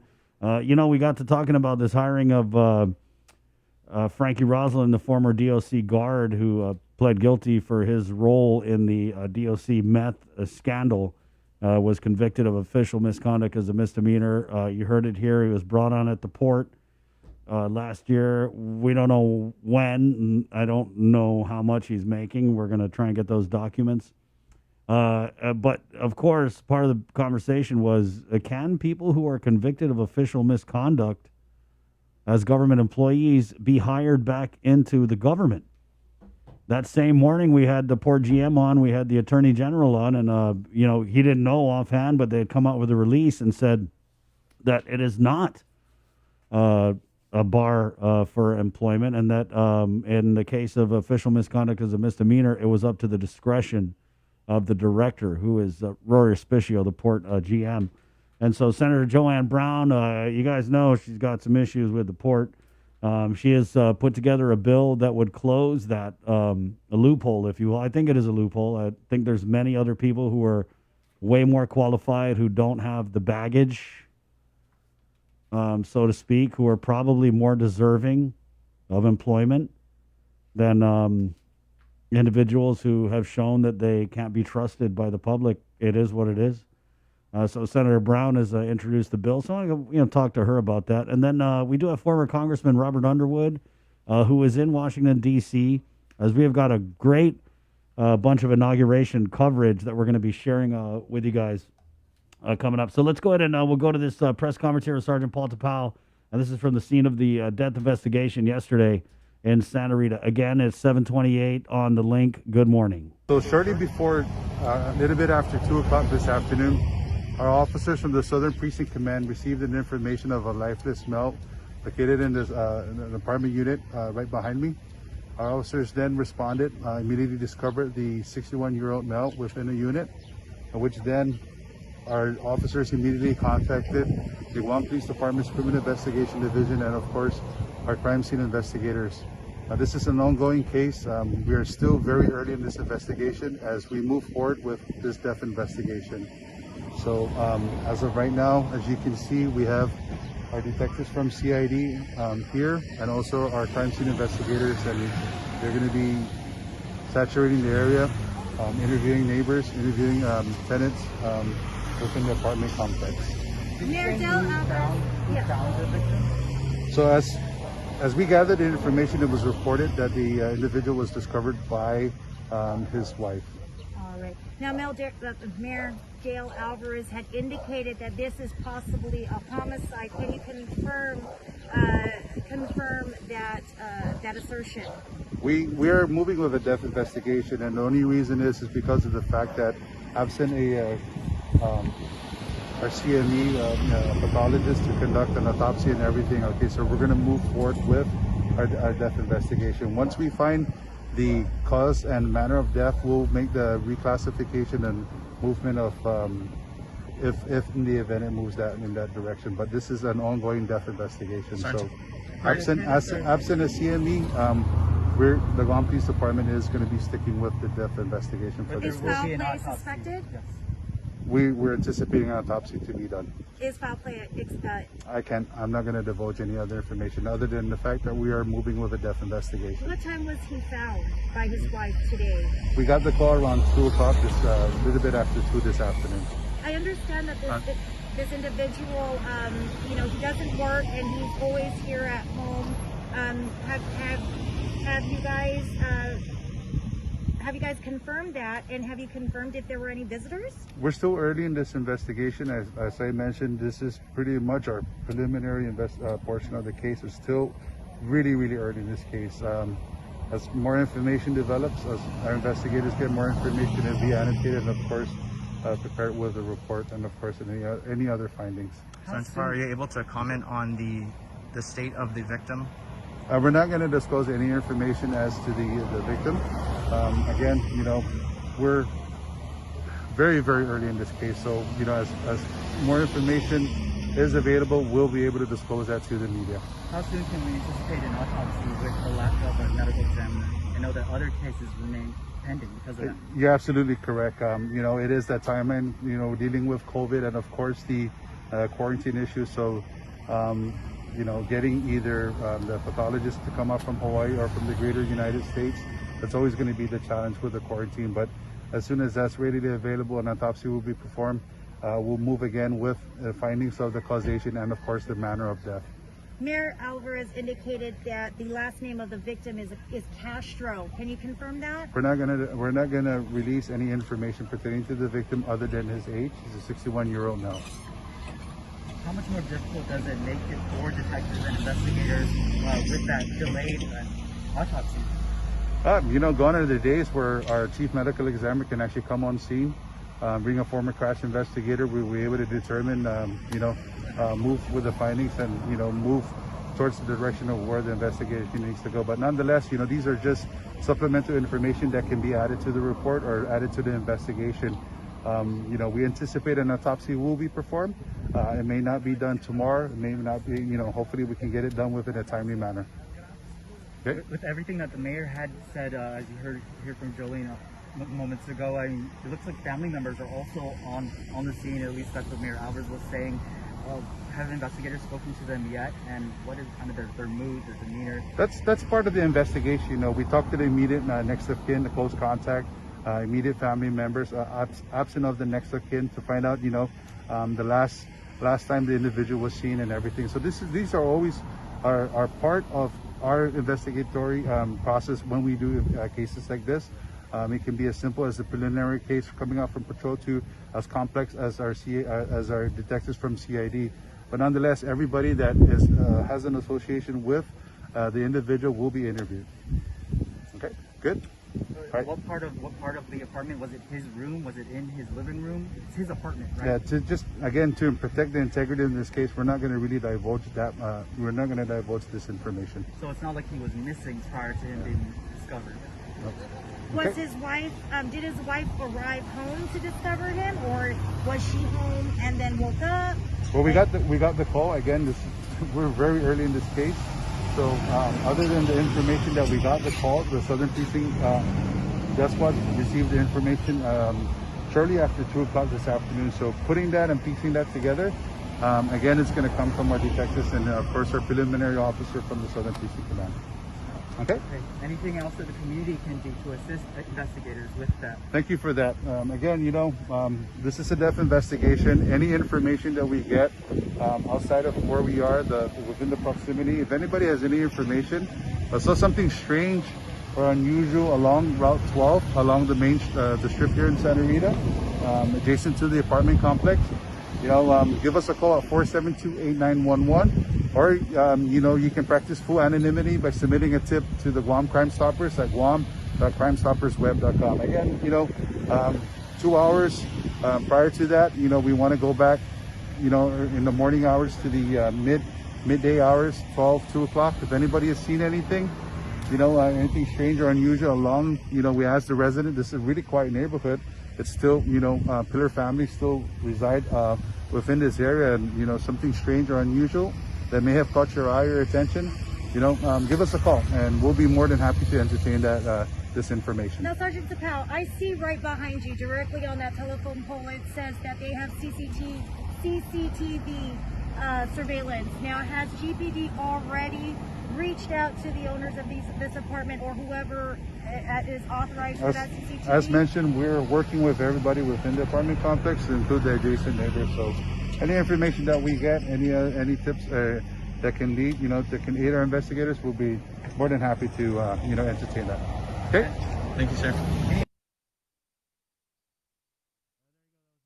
Press conference yesterday at the scene of the death investigation down at Vales. I don't know if it's Vales or Velez Apartments in Santa Rita. 7:36. We got to take a quick break, and we're coming back with Senator Joanne Brown right here on the link. It's 7:36 again, Wednesday, January 20th. Good morning. The ongoing pandemic is affecting the way we live, work, and go to school. Because of this, the Guam Department of Education is implementing new safety protocols with guidance from the Centers for Disease Control and Prevention. Parents are advised to do the following before students leave the school. Half a day. It's time for school. Remember to wear your face mask. Face masks are mandatory. Wearing a mask protects you and those who are around you. Parents are advised to conduct temperature checks before students leave home. If your child is showing any COVID-19 symptoms, then do not send them to school. Students riding the bus must follow proper physical distancing measures. Bus drivers are aware of this, as well as keeping up with standard sanitization procedures. Buses have physically distanced seating arrangements to ensure a safe ride to campus. Only one child should sit in each seat unless they are within the same household. Enjoy the ride. Upon arrival, students must continue to follow clean etiquette for the safety of themselves, other students, and school faculty. Regular hand washing is one of the best ways to remove germs, avoid getting sick, and prevent the spread of germs to others. Follow these 5 steps every time. Wet, lather for 20 seconds, scrub, rinse, and dry. There are physical distancing markers throughout campus to remind us to stay 6 feet apart. Temperature checks are required upon arrival at any GDOE facility, so always be ready. Continue to social distance. Be mindful to stay 6 feet apart when interacting with your peers. Make sure you avoid touching your face. It's lunchtime. Schools will still provide lunch for students. Cafeteria tables will have designated seating marked with physical distancing information. It is okay to remove your face mask to eat during this time. Class is in session. Before entering the classroom, students are required to keep their distance. Teachers are informed about following proper COVID-19 procedures to promote a safe and clean learning environment. Tables are strategically spaced to avoid direct contact with each other. The sharing of school supplies is prohibited. Teachers will enforce this. It's for everyone's safety. Most schools now have a single quarantine room located in the nurse's office in the event of a potential positive COVID-19 case. Facilities such as water filling stations are frequently sanitized by staff. Signs are posted all throughout campus to remind all students and staff of standard safety procedures. As Guam navigates the evolving COVID-19 health situation, the preparation, promotion of, and commitment to safety for our students, staff, and the island of Guam will continue to be our top priority. If you have any questions, please contact your child's school directly or the GDOE Central Hotline at info@gdoe.net or 739. Call me a rebel. I'm not really scared. There's no sense denying the system is already Party, the late Savage K, Rebel. 7:39 again, 20th day of January, Wednesday, first day of school 2.0. Good luck to all the kids out there, teachers, staff. Be safe. Practice your W's. Wash your hands, watch your distance, and, of course, wear your mask. It was funny, we had a story on yesterday, Jay, I think it was Santa Barbara. We interviewed the principal of Santa Barbara, and she was saying like, "Oh, it was so great to see the kids and their smiling faces Behind the mask. Behind the mask, you can see it in the eyes when someone's smiling." 7:40. Let's go to the Zoom room now, where there was a release that came out from the office of Senator Joanne Brown. Good morning, Senator. Hi, Chris. How are you? Good morning. Doing pretty good. Let me just read a little bit from the book of Brown here. The office of Senator Joanne Brown, and this is relative to a story that we kind of broke here on the link. Convicted, and this is a press release, by the way. Convicted of official misconduct involving drugs, Gov Guam won't be your next place of employment. And the release reads, in an effort to protect the security and trust of the government of Guam, Senator Joanne Brown has introduced legislation to prevent individuals who have pled guilty to or have been convicted of official misconduct from government employment. As it stands, the Attorney General of Guam opines that the hiring of individuals convicted of official misconduct is solely at the discretion of agency directors. The senator is quoted here as saying, an official misconduct conviction is serious. It means a government official knowingly abused their position to break the law. It's a brazen act that destroys public trust in government. Rewarding these individuals with another job in the government of Guam is a slap in the face to law-abiding citizens everywhere. It's obvious that we cannot trust certain public officials to properly discern right from wrong. It's time to lay down the law. Official misconduct will not be tolerated among Gov Guam employees.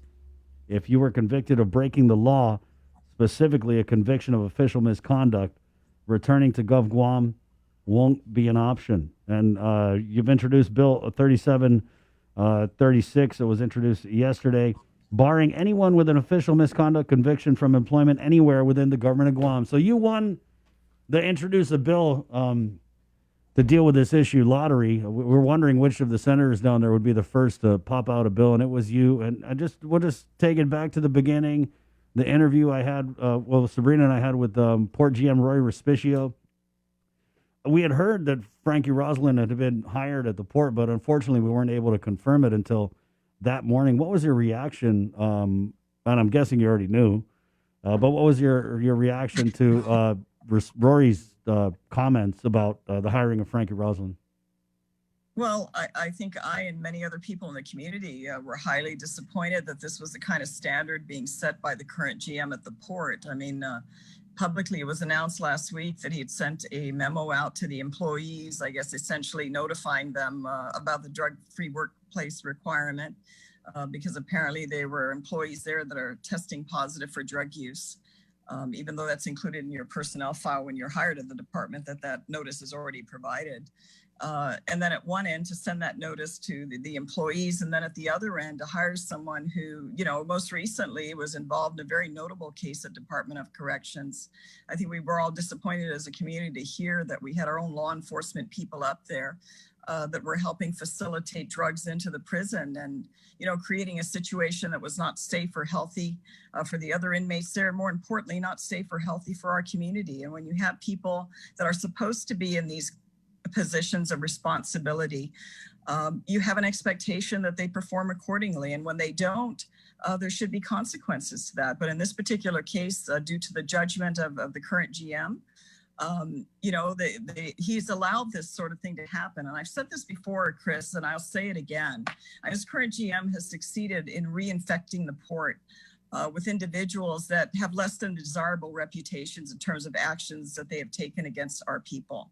And that should not be rewarded. That's not an acceptable standard. And while he's publicly said, this all went through the merit process, when you have someone who's already demonstrated their action and then put them in an environment where we should be aiming, the priority should be to minimize as much as possible individuals that could be in a situation or position to be involved in drugs again. I'd like to think, and there are people that, they make mistakes. Nobody's perfect. None of us are perfect, that go on to do really great things. But I don't think that should be at the Port Authority, where we're very concerned about drugs being moved into our community, even though the current GM seems to say that that's not really an issue, that the drugs aren't moving through the port. Well, it's coming in somewhere. I have a very contrary position to that. Yeah. Yeah, I just couldn't even wrap my mind around it. I just feel like it's totally unjustifiable. So it was interesting to watch Rory. I mean, Rory's a cool customer, right? I mean, he can stand and look in the eye and answer questions, but he was a little stammering, a little bit stuttering, kind of moving back when we were asking him these questions. He got a little defensive. I made the comment that, he was hired as a program coordinator. So I said, what program is he coordinating? The drug program? And Rory clapped back, well, if he is, so be it. So there's this kind of like sassiness. And that's what's frustrating for me, Senator, is there should be more than one senator coming out and raising hell about this.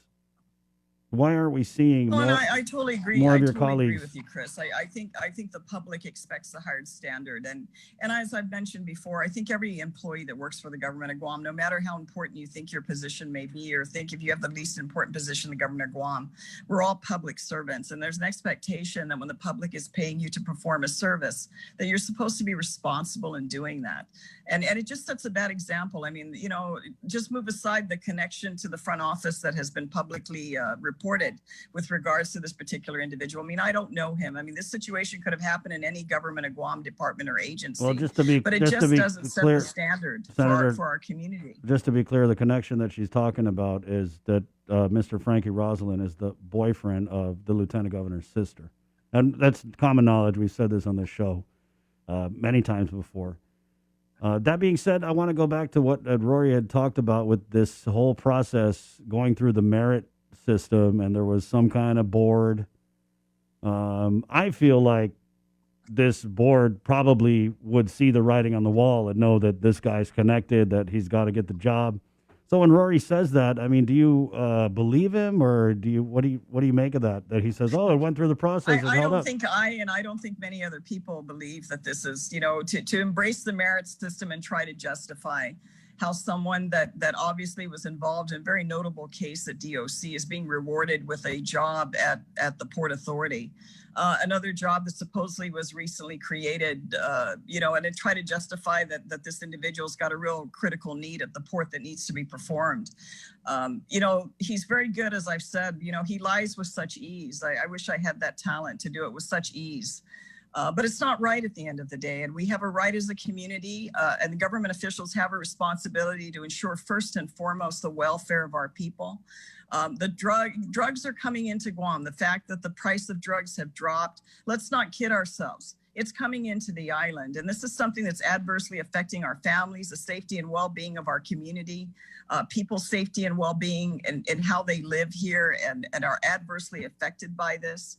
It's not okay. And when you have a public official in such a responsible position, not acting responsibly and not ensuring that the best examples are being set, it's very hard at one end to tell your people, we're anti-drug, and yet allow this sort of thing to flourish, and then bring someone of such a notable, I don't even know this individual, but bring someone of such a notable reputation into the port. You're sending a very conflicting message. And I don't think I buy it. And certainly I don't think the public buys it when they see these type of examples. And leadership here in this community, I mean, the governor, I don't even know what to say anymore, because when you see these things happening and you don't see anything being done about it at the highest levels of leadership in the island, that this is setting the standard of performance for this administration repeatedly. I mean, this is the scandal this week. What's the scandal next week or the week after?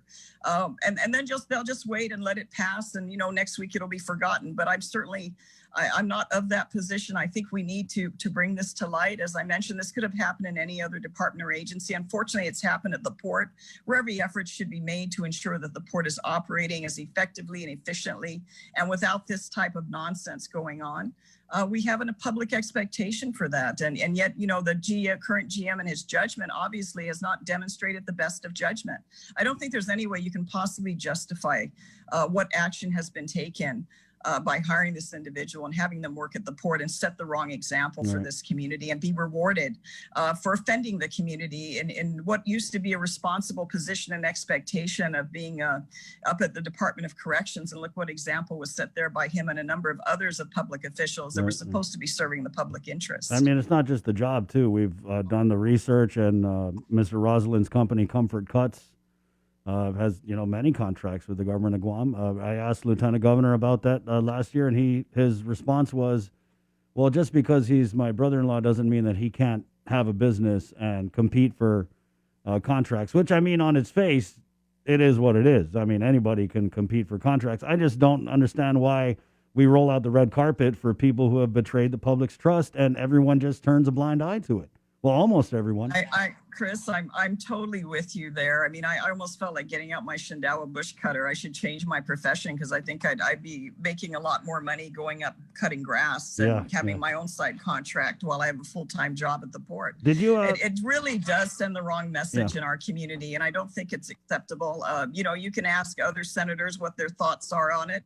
I hope they do the right thing by the people, which is what we all campaign and run for office and say we're supposed to do.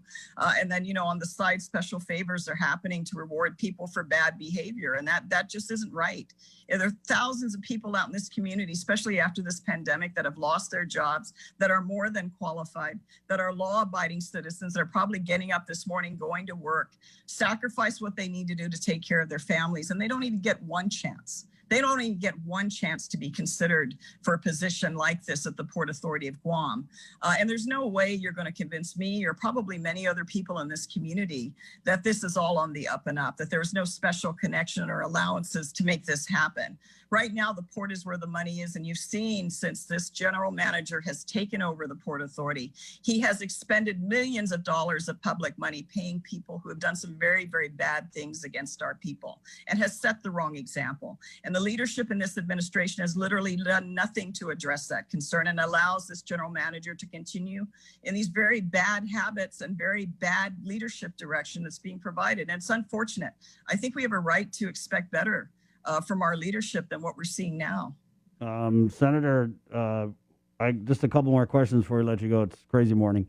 Were you disappointed with the response from the Attorney General? I wasn't sure if he was, trying to justify the hiring or wash his hands of it. Did you expect maybe something a little stronger from his office?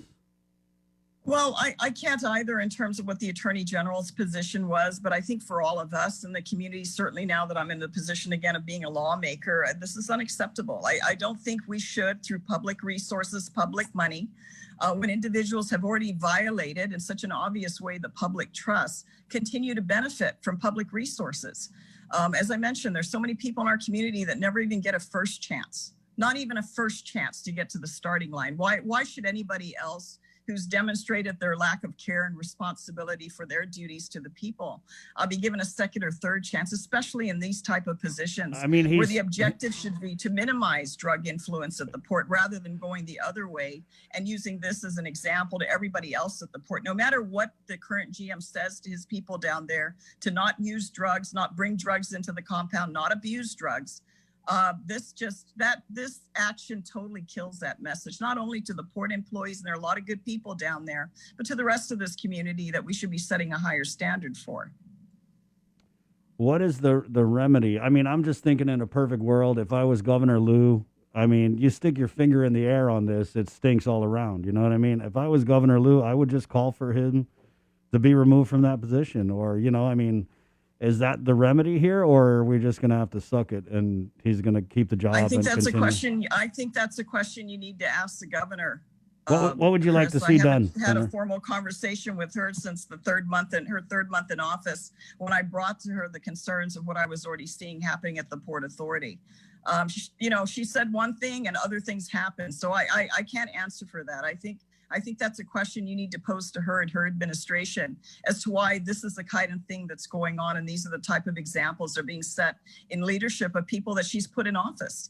I think the public has a right to ask that. I mean, we have an election next year. Let the people decide if this is the kind of leadership that's acceptable. And it's unfortunate. I've worked with Governor Liu for quite a number of years in the Guam legislature, and I'm highly, highly, highly disappointed when I see these type of actions. And I can't even say that, they're looking the other way. They're just letting it happen.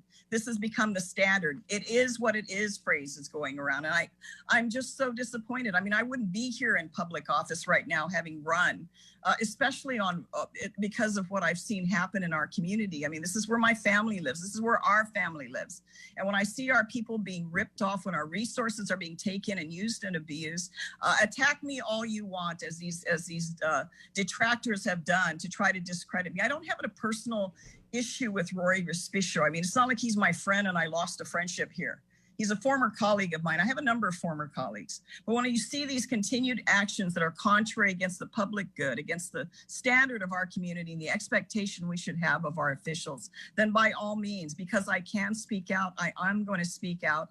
And certainly as a legislator, I'm going to do what I can to ensure that these type of things don't happen again in the government of Guam, because our people deserve better. It's their government, it's their resources. They have a right when they're paying for our services to ensure that our people that are performing in public service give them the best service possible.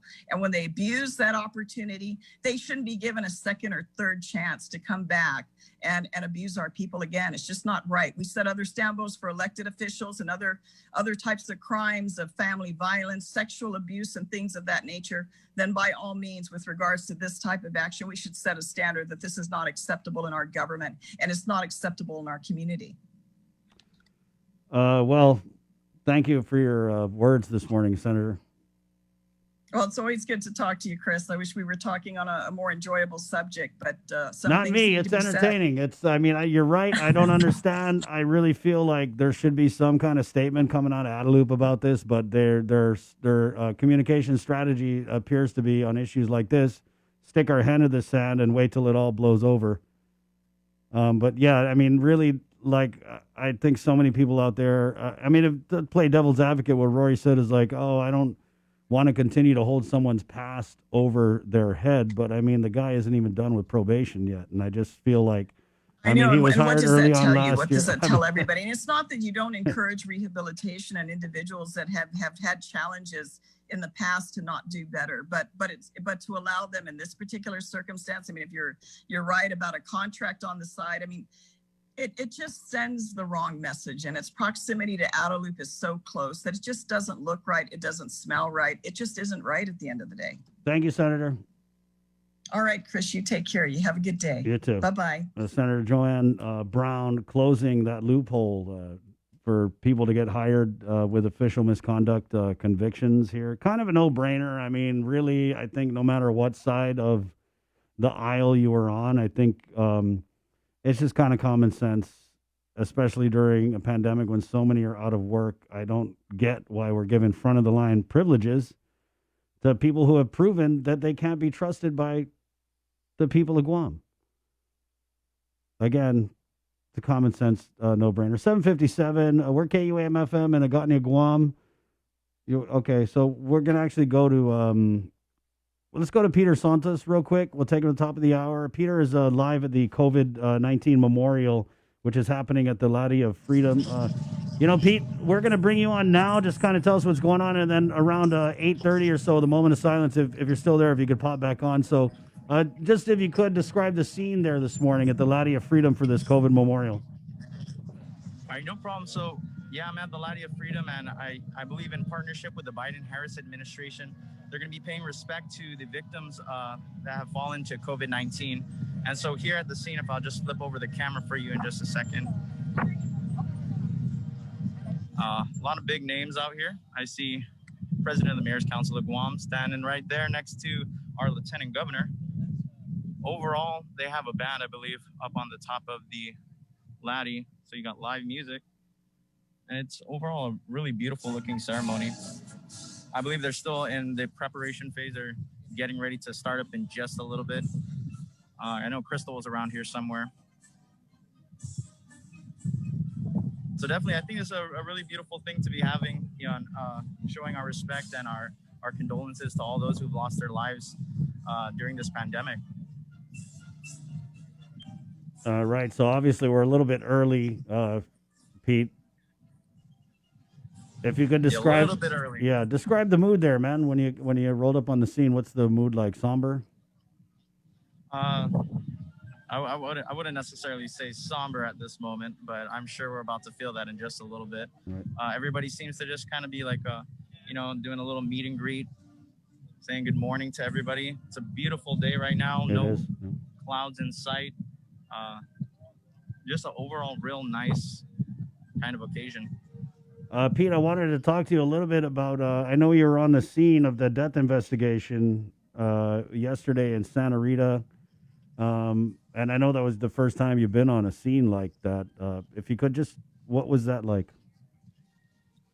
Yeah, so I was actually one of the first ones on scene along with GPD.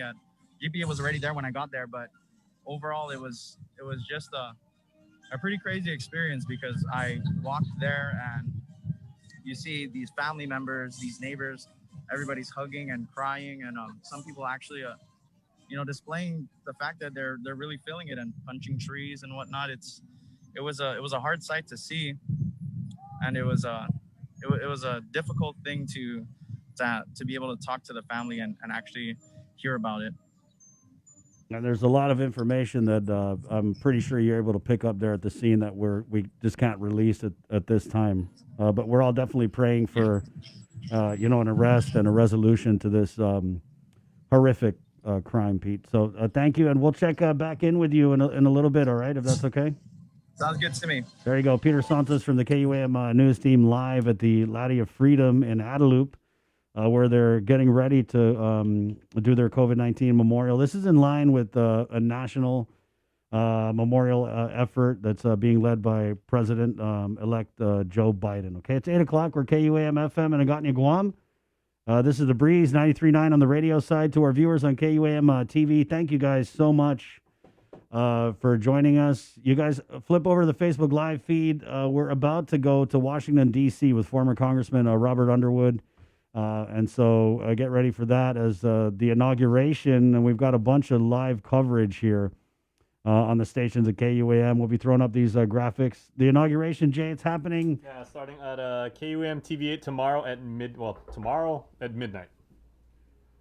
I always get confused Meaning when you tonight, say tomorrow. Yeah. Tonight after midnight. Yeah. 12 a.m. Thursday, we'll just say. Yeah. Yeah. That never, I mean, bro, how many years I've been, I never, still get confused about midnight and what day of the week it is. And throw it in a pandemic where I lost track of what month it was. Hey, it's 8:01. Again, miss a link, miss a lot. And boy, what a morning. I'm telling you, this, the interview that we had with Rory last week has just snowballed into, I think just people are disgusted really by this situation of hiring at the port, especially when so many people who, maybe didn't betray the public's trust in such an egregious manner are out here looking for employment. But like they always say, it is what it is. And to our viewers on KUAM TV, thank you so much. My name's Chris. For the vacationing Sabrina Salas Matanani, esta adios.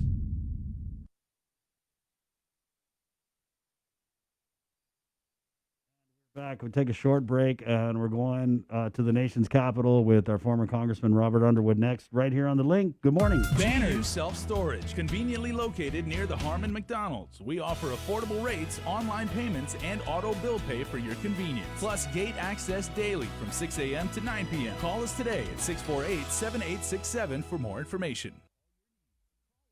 We're doing a good job, Guam. In the past couple of weeks, we've managed to keep the CAR score below 5. Together, we rose to the challenge when the governor asked us all to strive for 5. In the past couple of weeks, we've not only brought the CAR score way down from being in the high 40s to below 5, we've shown the governor that we're capable of altering the course of this pandemic.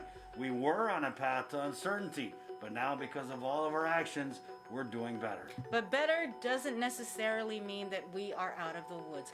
We still need to watch our distance, wash our hands, and wear our masks. So please keep striving, Guam. We got this.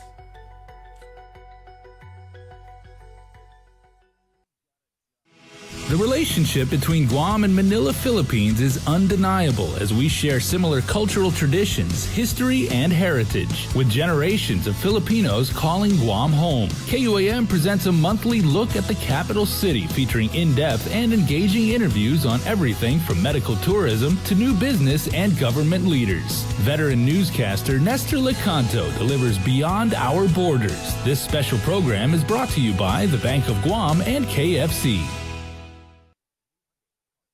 It takes all of us to protect Guam. Join the Guam Visitors Bureau in our social media campaign series aimed to protect our island and each other in this COVID-19 era. Participate in the Protect Guam movement by wearing your mask, showcasing Guam's heroes, staying active, and downloading the Guam COVID Alert app.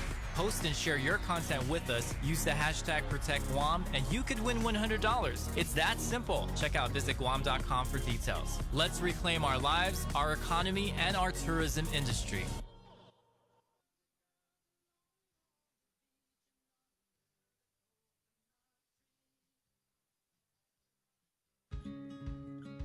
If you plan on leaving your house, don't forget your face mask. Along with hand washing and social distancing, wearing face masks can drastically reduce your risk of infection. Many people who catch COVID-19 can be contagious before they even start showing symptoms. The more people who use face masks, the less the virus can be transmitted and fewer individuals are exposed.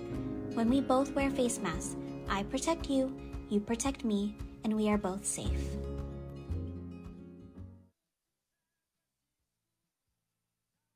We got your 6 at 6 a.m. with the link on Breeze 93.9 FM.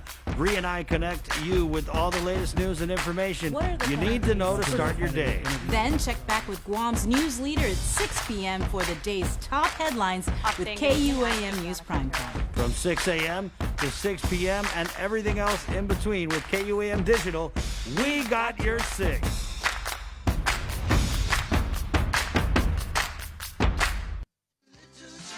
Sabrina's on vacation this week, so we're having a boys' week. And that's boys with a Z at the end of it. 806. You know, one of the ironies is this song, Guam USA by KC, who's from CNMI. I just always thought that was kind of funny. And I wonder if you ever got any, you know, like, hey, why are you doing that Guam song? 806, we're KUAM FM, I got any Guam. Let's go to the KUAM News Zoom room where we have sitting by actually, former Congressman Robert Underwood, who is currently in Washington, D.C. For the inauguration of President-elect Joe Biden. Congressman, when did you get into the Capitol?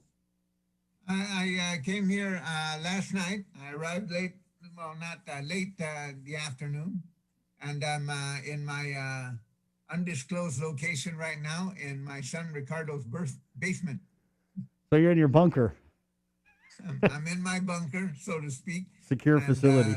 You know, I get the thrill of my grandson peeking in every now and then. So I know you're able to go around the Capitol, and I'm pretty sure it's got to be surreal, but just firsthand what we're seeing on national reports of just the tens of thousands of guardsmen, that's the reality in Washington, D.C. right now, right?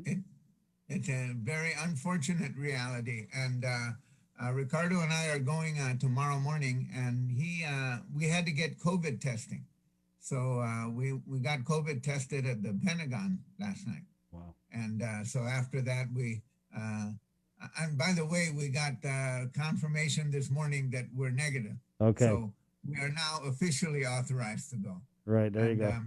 We took a drive as close as we could to the Capitol, and it's pretty ominous sight. You know, when you get elected. When I got elected, it was Tom Foley was Speaker, and he was telling us one time. He says, "When you see the dome, and the thrill doesn't come up in your heart, it's time to go home."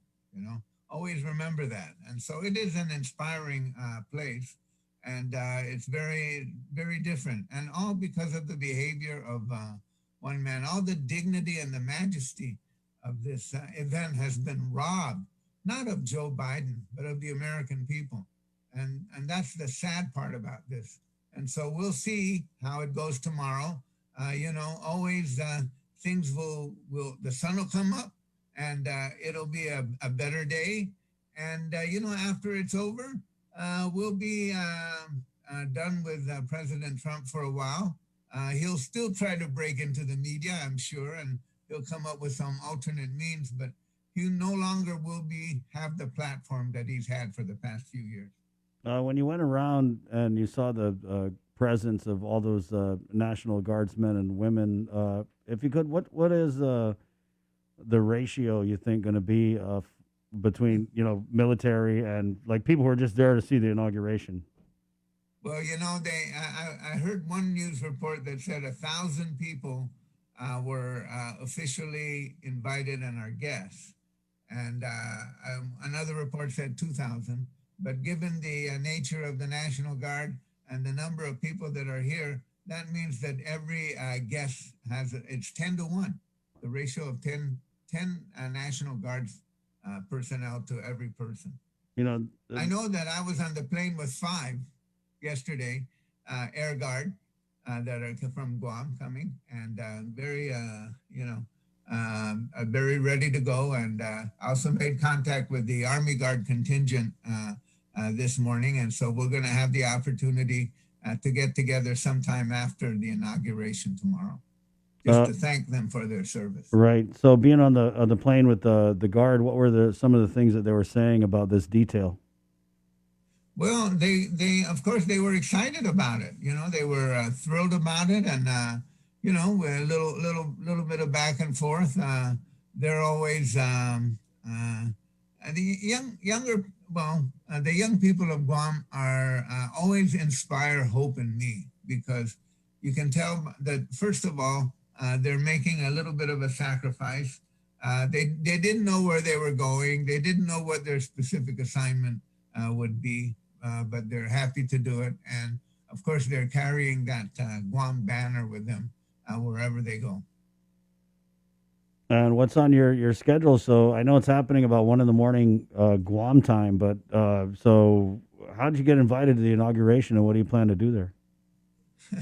Well, as a former member, I get 2 tickets to every inauguration as long as I'm alive. So, perks. And people are duly elected president. So I missed out the last one, but I've been to, you know, I went to Clinton and George Bush and of course Barack Obama.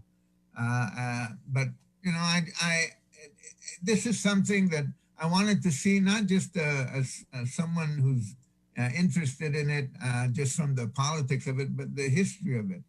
I hope we never see this kind of event again. And I want to be able to tell people about it, and I want to be able to offer my reflections, and I want to be in at that moment, and I want to see Lady Gaga too while I'm at it, because you know I heard she's going to be there. Wow! So, and Garth Brooks, I think. Quite a duo, one of those country right? singers. Congressman, have you been able to touch base? I'm just thinking, in a perfect world, you land in Washington, D.C., you call up Congressman Mike St. Nicholas, say, hey, I'm in town, let's go grab a dinner or whatever. Yeah. No, that hasn't happened yet, but who knows? It might happen still. You know, I still have, I'm going to be here for the rest of the week. I have Thursday and Friday. My schedule is pretty open. I've got a couple of appointments. I'm going to see some people about some political issues and some historical issues while I'm here. So we'll see what happens. I wanted to just bend your ear a little bit because there was a series of events that happened last week where we had Labor Director Dave Della Sola come out and talk about the pandemic unemployment assistance. And since Guam didn't have an unemployment insurance program, people who were working reduced hours were not going to be eligible for the PUA. And that announcement was made, and is not an announcement that Dave wanted to make. I mean, clearly he struggled with this and the impact that it's going to have on people, on thousands of people. But later on that afternoon, Delegate St. Nicholas had come out with a press conference and basically called out Dave Della Sola, said, you don't know what you're talking about. You should have checked with my office before announcing this. You're misinterpreting it. Nothing has changed. And then come to find out that Dave Della Sola, I mean, unfortunately, was right. And we didn't. This is one of the few times that I wanted Congressman Mike St. Nicholas to be right, but he wasn't. Just so, with your experience, how did you kind of read this chain of events, and what was your interpretation of it? Well, I think it was pretty obvious in the legislation, even in the kind of the general coverage of it, that the parameters had changed. And so, you know, the best thing that you could say as representing the people of Guam is that it's changed, but don't worry, we're going to work on it in the next level of legislation, and we'll try to fix it. But the obligation is to tell the truth. It's so fundamental. It's just so fundamental. And I can't help but feel that the people have been misled. And of course, in this case, you know, they always say don't shoot the messenger, but boy, they shot Dave. You know, Shot him a few times. and too. everybody was upset with him because he's the guy who's telling you exactly what's in the legislation and exactly the rules and the regulations, and they're upset with him. But he didn't make them; he's just reporting them. And I'm sure that in the next level of legislation, whatever needs to be fixed will be fixed.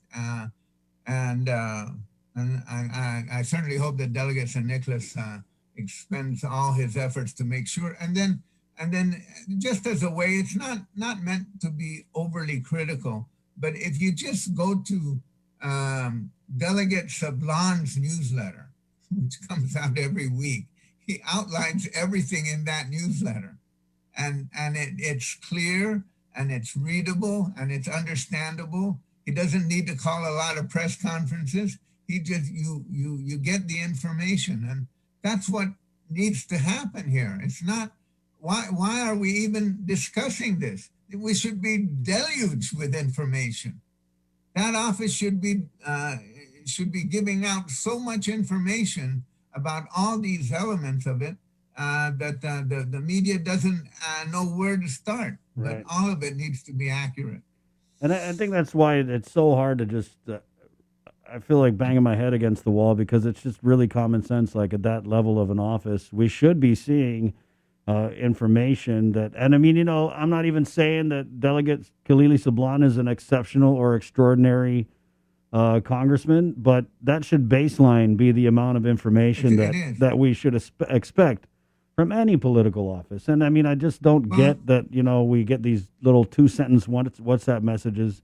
And then when you go on the congressman's official Facebook page, I mean, it's not even regularly updated. So, yeah, I think there is a big black hole of information, and we just got to do better. I don't know what the reason for that is, but, you know, there's a couple of models out there. Delegate Eleanor Holmes Norton is another one.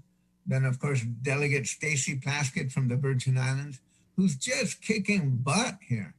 You know, she's become very, very prominent. She's become the national player in politics. Right. She has a seat on Ways and Means, and she's now one of the 8 members of the impeachment team.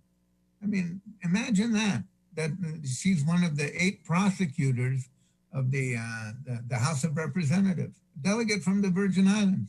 That's real.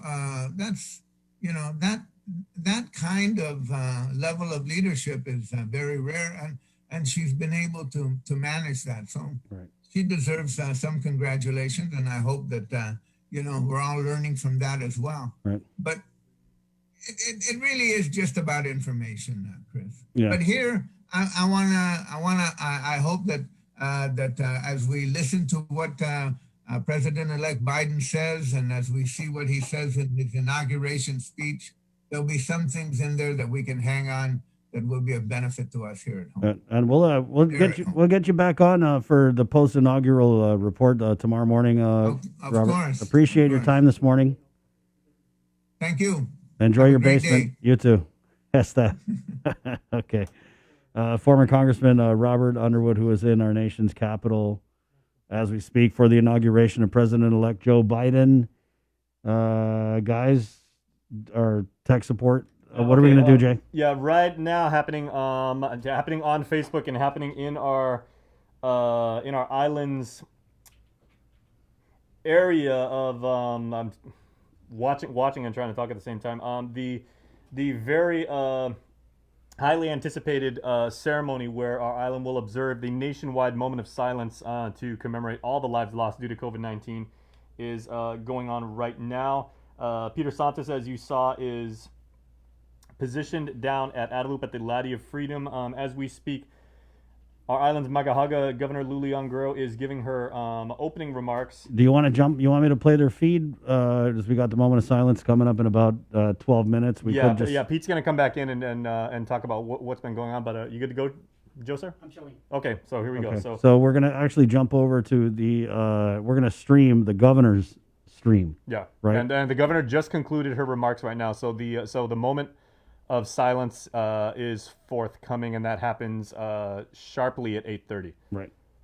And we do have Peter Santos at the scene. I don't know if we have him yet. Yeah, he's joining back on Zoom in a few minutes. Okay, so we'll go ahead and we're going to stream this here. Again, this is the link, and we're watching and listening to the governor's live stream of the COVID memorial at the Ladder of Freedom in Adelup.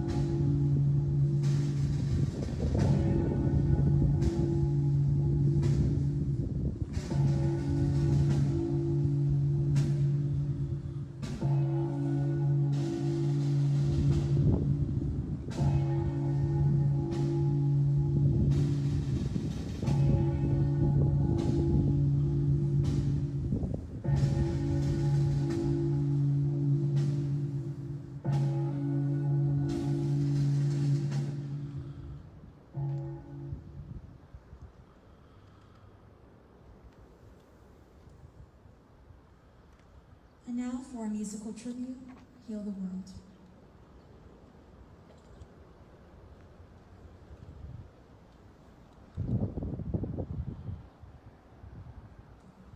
For our attendees with flags, I encourage you to wave them at this time.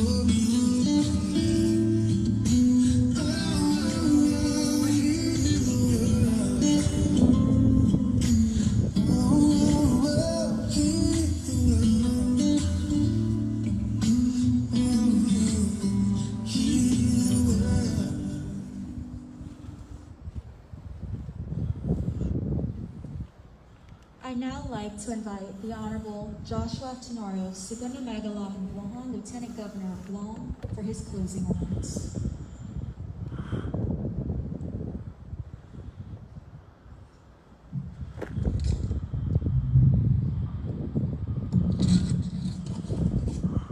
Good morning, everybody.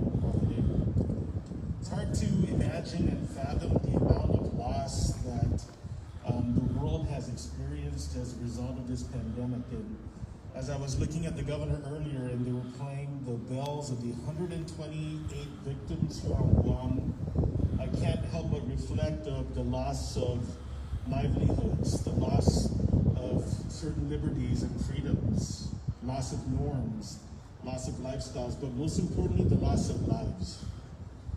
And just thinking about the two of the 128 that I personally know, and seeing the impact that it has on their families. These were unexpected deaths. And although some people may have had more complicated health issues than others, this was not their destiny. Maybe it was, some say, the Lord's way of allowing us to take a pause and reflect on everything that we have in our lives. But it doesn't take away the pain and hurt that is going to be felt by these loved ones forever. I can tell you. All right, we're going to go ahead and cut in here. Is Lieutenant Governor Josh Tenorio making some remarks on the scene for KUAM News. Peter Santos. Peter. Hi, guys. Yeah, so we had just a little over 10 minutes of bells tolling for those who've lost their lives to this virus. And with every minute that passed, it was a more of a chilling feeling each and every second. It really made it sink in. And I hope everybody out there that's watching realizes that those numbers, the 128, it's not just a number. It's somebody's mom, brother, father, grandfather, and with each bell that tolled, it really did sink in. It was a very chilling, somber feeling. Yeah, definitely was there, Pete. And you know, when they played that "Heal the World," it got me. No, definitely. And you know how you were asking about how the crowd was doing, what's the tone? Nobody's head was moving left to right. Everybody really just sat there and soaked it all in. The fact that 128 of our brothers and sisters here on the island have lost their lives to this virus.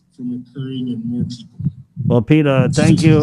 And there's really not much else with the ceremony. It's a part of a nationwide effort here to commemorate those we've lost to COVID-19. I'm not sure if you can see that sign.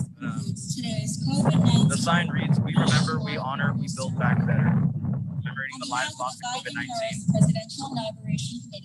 And I truly do think that that's important, that we honor, and most importantly, we remember the people that lost their lives. So everybody that thinks that 2020 was the year of COVID and 2021 were all good, that's not totally the case.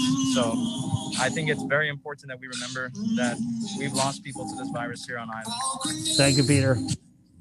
Thank you. All right. Of course, Peter Santos will have more tonight as we got your back with our KUAM News primetime broadcast. We'll show a little bit more of this memorial.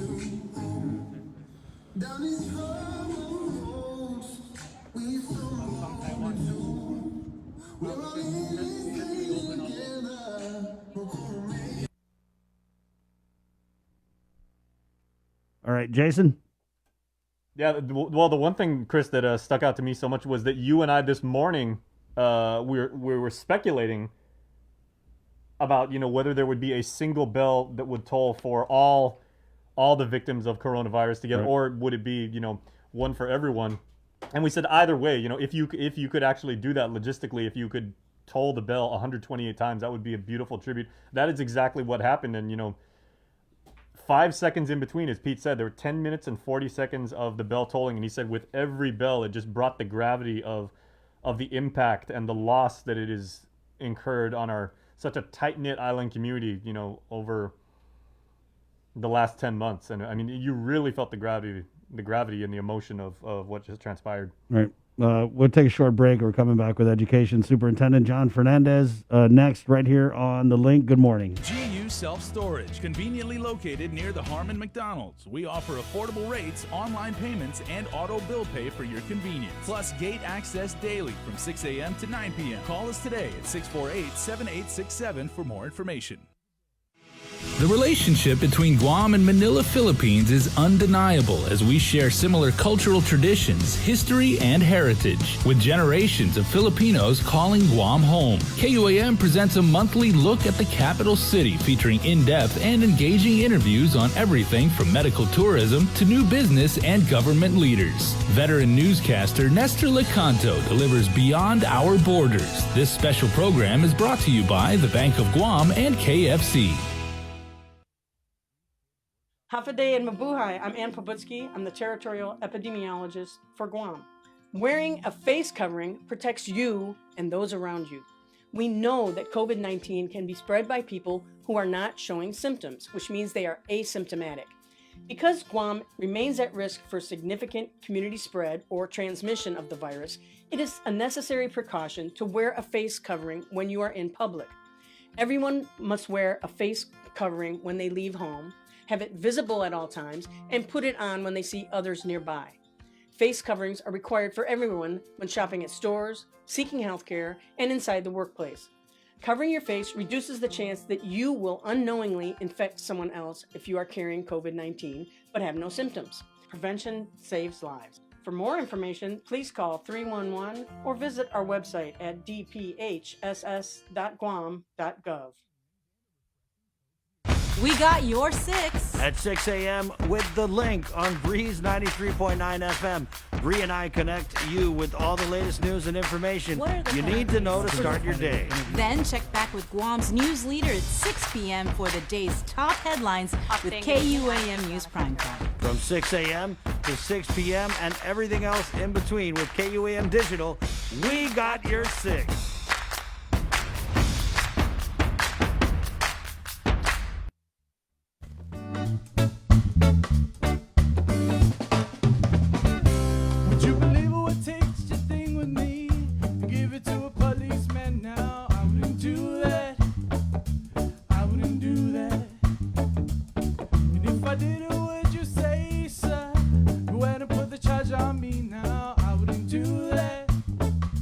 I wouldn't do that. I'm not a fool with myself. I'm innocent to what they done to me. 8:40. The first day of school 2.0. One time, give it to me. 2 times, give it to me. 3 times, give it to me. 4 times. Hunley with Taxi Driver. It's the link. Good morning. Brought to you by Cowboy Enterprises, IT&E, and Carrier. Keeping it cool here when things get hot, and they always get hot here on the link. It's like a hot link. Hey, couple birthday shout-outs here. Want to say happy birthday to my primo Jeff. Also, happy birthday, Charlie Onadera. That's coming from your mom, Pauline. Was there another birthday, Jay? Yes. Oh, yes. DJ Joser. Minnie Termulo, Yep. otherwise known as Mrs. DJ Joser. Or maybe DJ Joser is Mr. Mini Termulo. Yeah, that's true. Yeah. Yeah. What would you prefer, sir? You know what he prefer. She's the boss. She's the boss. Now that's why he's been married so long and All so right. happily. 8:42. Let's go into the Zoom room here where Education Superintendent John Fernandez is standing by, fresh off. Where'd you go this morning, John? I just went to JFK and Tamuning Elementary. Just hit a couple schools today, 3 schools yesterday. I know we have other members of the board and other members of my team also out visiting other schools, just to see how things are going, in these first days of face-to-face instruction. And I'm very glad to report it's very nice and quiet, and for the most part, pretty calm out there. Very low numbers of students, compared to the normal opening of the school year. So everything seems pretty orderly. Obviously, the schools all have their safety, their safety requirements in place, but it looks a little different in every school. So, every time I go there, it's just kind of trying to understand their process and making sure things are working for them. When I went to JFK this morning, it was like going to the airport. It was like going through TSA. So multiple lines, people screening you, sending you to the next station and all the way in. But at the same time, it wasn't crowded, it wasn't chaotic. And so I felt that the teachers and staff were comfortable in being able to handle the influx of students. And then of course on the buses, we're not seeing a tremendous amount of bus riders. I think at the most, we might have seen maybe about 7 getting off a bus, but typically those buses are dropping 1 to 3 kids. So they'll make as they go to the first couple of weeks, I'm sure they'll make adjustments as needed. But for now, it's I think the kids are able to be very physically distant, the way things are set up right now. That's funny. John, yeah, I went into the classrooms too, and again, some classes, I think the largest class I saw was 8. Other classes are around 3 to 5. So again, this is our starting point. I mean, at some point, if we feel like we're able to operate safely, we know that schools are now starting to build waiting lists for those who did not register, but now, are starting to change their mind and indicating an interest in coming back face to face. So we're not going to accept, obviously schools have been accommodating individual requests and extenuating circumstances, but for the most part, we're going to try to, to stabilize our operations over these first couple of weeks, and then we can, determine how to proceed with those wait lists. But I was just interested to learn that I believe at one school are about 100 students already on a wait list to come back face to face. So when we're trying to note, John, so if there are parents out there who are looking at these low numbers of students and say, oh God, I should send my kids to face to face, when would we start allowing students on those wait lists to actually be able to go to school? Is this going to have to wait till the next quarter or whatever?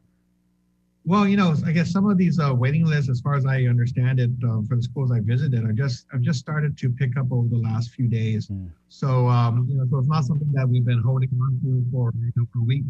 I think as we started to, as the news has started to spread, as people get a better understanding of how we're operating, and as and as we broadcast what it looks like at school over this first week, we might get more interest.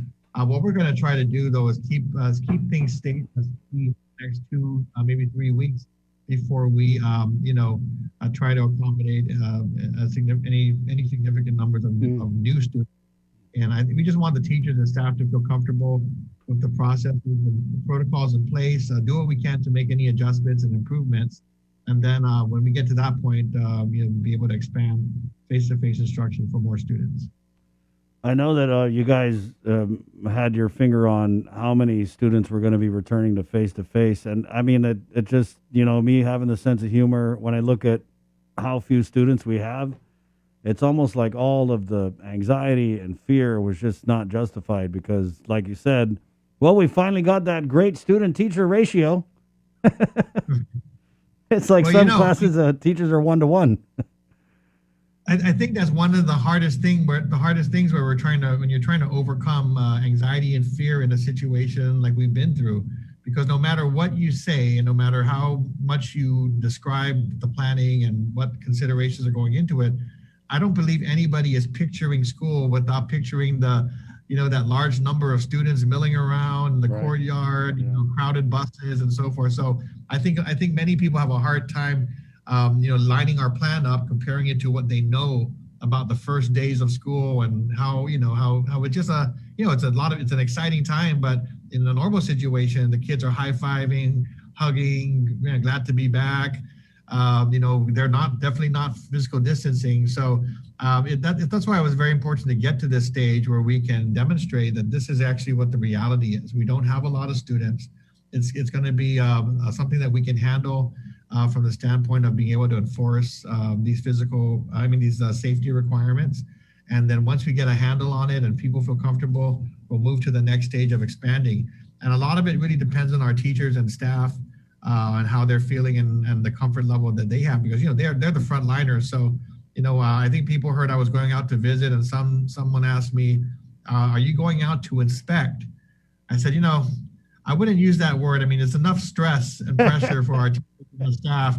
I'm just out there to support them. Let them know that we're here to help. If there's anything that they need, let us know. Definitely not trying to add 2 or 3 layers more of pressure on teachers and staff, who of course are going to have a lot of anxieties about returning, but they also know that we have an important mission and they're doing what they need to do to help continue that mission. Right. And again, it's an individual by individual. So we've got teachers looking very comfortable. They have face masks on, the hand sanitizers and so forth. We have other teachers with the face shield. We got the scrubs, the gloves. It depends on your level of anxiety, I guess. But they're taking measures to reach a comfort level, at least in these early days, to make sure that they feel they can operate safely. And I didn't see, I saw a lot of calm, orderly classrooms and hallways, and we expect to hear more of that, for these first couple of weeks.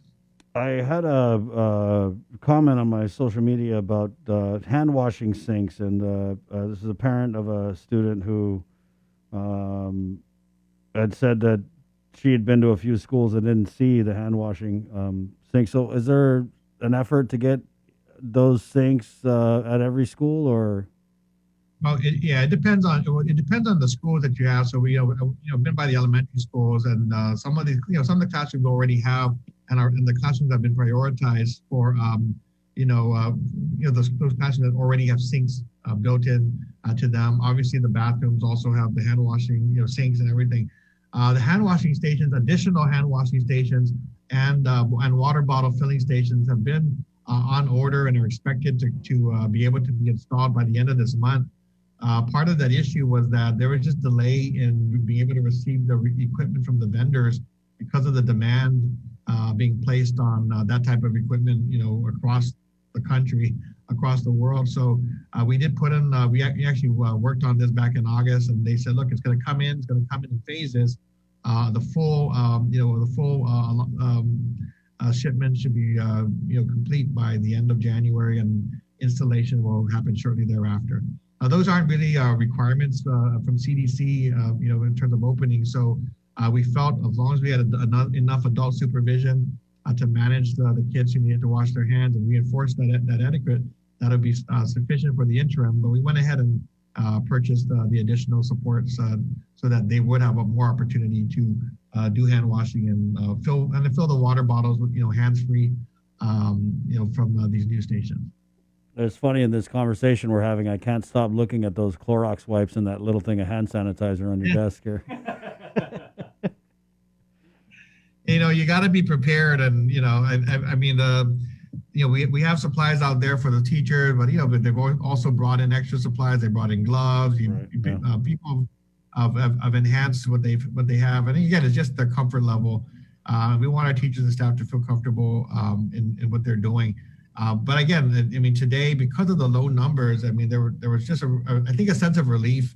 I think the last 2 weeks that teachers and staff have had an opportunity to train and prepare really helped ease a lot of the anxieties once they got a handle on what the numbers really look like. You're right. You're talking about 1 or 2 students in some classrooms, maybe at the most 6 to 8 students. And I think once teachers got a handle on, okay, that's going to be my class, and here's how we're going to physically separate, and then I think people got a little bit, our employees were a little bit more relieved with those numbers. What about grading and all that stuff, John? Obviously this is a school year from hell, right? And the students, you said yourself, there's funds dedicated to helping students deal with any mental stress or anxiety that they may have because of this pandemic. So how are we going to hold the students accountable for their work, but at the same time realize that this is just a crazy year for not just kids in school, but adults? And how do we kind of balance those things? Yeah, I don't want to use that term, holding students accountable. I didn't mean it. It sounded kind of harsh. Yeah, no, but again, this is a pandemic situation where accountability from all areas of life. You kindergartners, you're going to be held accountable. Right. But there is that. But again, so from the standpoint of students, a lot of our focus has been on the access. We have students, again, like the disconnected students, trying to get students online, students relying on hard copy. It really was trying to figure out how to present a model of learning that was viable for the different needs that we have in the community. But at this point, we're having some hard conversations about what we do now that we can, expand online learning and focus on getting through the remainder of the school year and start to vaccinate and get the protections out there in terms of the vaccines. Once we overcome that, the question is going to be, what do we do now to address what people are calling learning loss, or, again, the amount of instructional time that's been provided is far less than would normally be expected in a school year because of the various ways in which we've had to adapt. And so that's a hard question. We're going to be discussing that with the board, looking at various strategies, whether it's through summer school, the after school programs, and looking at expanding online options for credit recovery and other items. That's still an ongoing discussion, just like they're having in other school districts. But I think our first priority, let's get through, get as much as we can through this pandemic situation. The vaccine drive is going to be very key to that from my standpoint, ensuring that teachers and staff feel safe enough to support, the return to classroom instruction as much as we can, because we know a lot of our students, the ones I'm talking to, being at home has really not been as easy as you might imagine. I think the first couple of weeks when school shut down, you got students saying, "Hey, this is really, it's a good deal." But students were telling me after the first 3 weeks, they wanted to come back, and now we've been 10 months out. So we're glad to have them back, but we are having that question. I was on the phone with a parent yesterday, just kind of talking about standardizing instructional time across all of our schools now that we can, provide access to students to at least one of those models of learning, and then, looking at what we do next year. So our board, I know you spoke to our chair, right. Vice Chair, Dr. Okada has also been very active in, wanting to turn that conversation from access to quality of education and how do we catch up, knowing that we've been through a pretty tough year academically. What's the status with the Wi-Fi zones? And I know we were supposed to get a LT on Lieutenant Governor Josh about the education stabilization fund. So can you just kind of give us an update on those issues? Yeah, I can't announce anything yet because I think we're still waiting for, the procurement process is still out there. We're waiting for the bids to come in. And I think that's another week to allow the bidders to submit their proposals or their bids for the service. And then once we get to that selection process, we can announce it. But I did have a conversation with Lieutenant Governor yesterday. And with the new round of funding, from what we can tell from all the documents that we have, it's for similar purposes as the first round of CARES Act funds. So there isn't a real change in the scope. It is meant for credit or for COVID-19 recovery. But now with the second wave, we're looking to sustain and strengthen the measures that are in place to keep schools safe, to provide for a safe environment, and hopefully allow for further reopening of schools. So we're looking more at medium and longer term needs, and we'll be, I think the first week or so of February, we're planning to gather our schools, including our private nonprofit partners, to get them to the table to do a needs assessment, see where things are, see what schools are asking for as part of this next wave of recovery, and then organize that into a proposal for USAID to approve and move forward with this next round of funding. So again, and I think the lieutenant governor are on the same page. I think they want to do that same needs assessment. So we've invited them to go ahead and join us in that effort. So when we go out and do that outreach, we get one list of what it is that we need to get through this phase 2 of funding. And then of course, we're hearing another package is coming in terms of the COVID relief, and there may be a third wave of educational funds. So it really is important that we strategize as to what we do, short-term, medium-term, and long-term to ensure the safety of our schools. And I think this round, I'm going to be looking to see what we can do to, in addition to the short-term measures, a lot of our schools are looking at the ventilation issues, air quality issues, and things we can do to sustain, an improved air quality environment. And so there may be some new things added to the list that we can support with these funds. Definitely some COVID silver linings is the avalanche of federal funds that we're going to be able to use, John. Well, it depends. I think we've got the wave, but we know that on the local budget side, it looks, we're waiting to hear what that's going to look like. The obviously challenging revenue environment will make the our local budget much tighter. So it's going to be very important to figure out how to make the best use of the federal funds to sustain us, through, I think, a challenging local economic situation. We had a comment here from Emma. Will schedule for face-to-face change from one time a week to back to 5 days? Not back to 5 days at this point, but we're looking. Of course, what we're going to do is, as we stabilize over the next 2 or 3 weeks, we'll be monitoring the potential expansion of face-to-face to more students. And again, I think after my discussion yesterday was looking at the schedules and the instructional time we're providing to students. So nothing is not going to change overnight, but we are putting focus on those areas that have come up as part of getting to a stage where we can introduce face-to-face.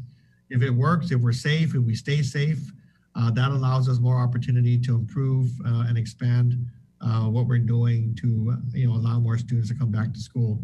So it just really depends on how we do over the next couple of weeks, and we're just going to pray not just that we do our job at the schools, but that the community as a whole stays safe, because we can do a good job, but if we see the indicators going up for the general community, that impacts our ability to continue to operate and expand classroom instruction. I know when we spoke to you, I want to say last week, we were talking about vaccinations for the DOE staff. And I know that the timeline that someone had put out was before school opened. Obviously, that didn't happen.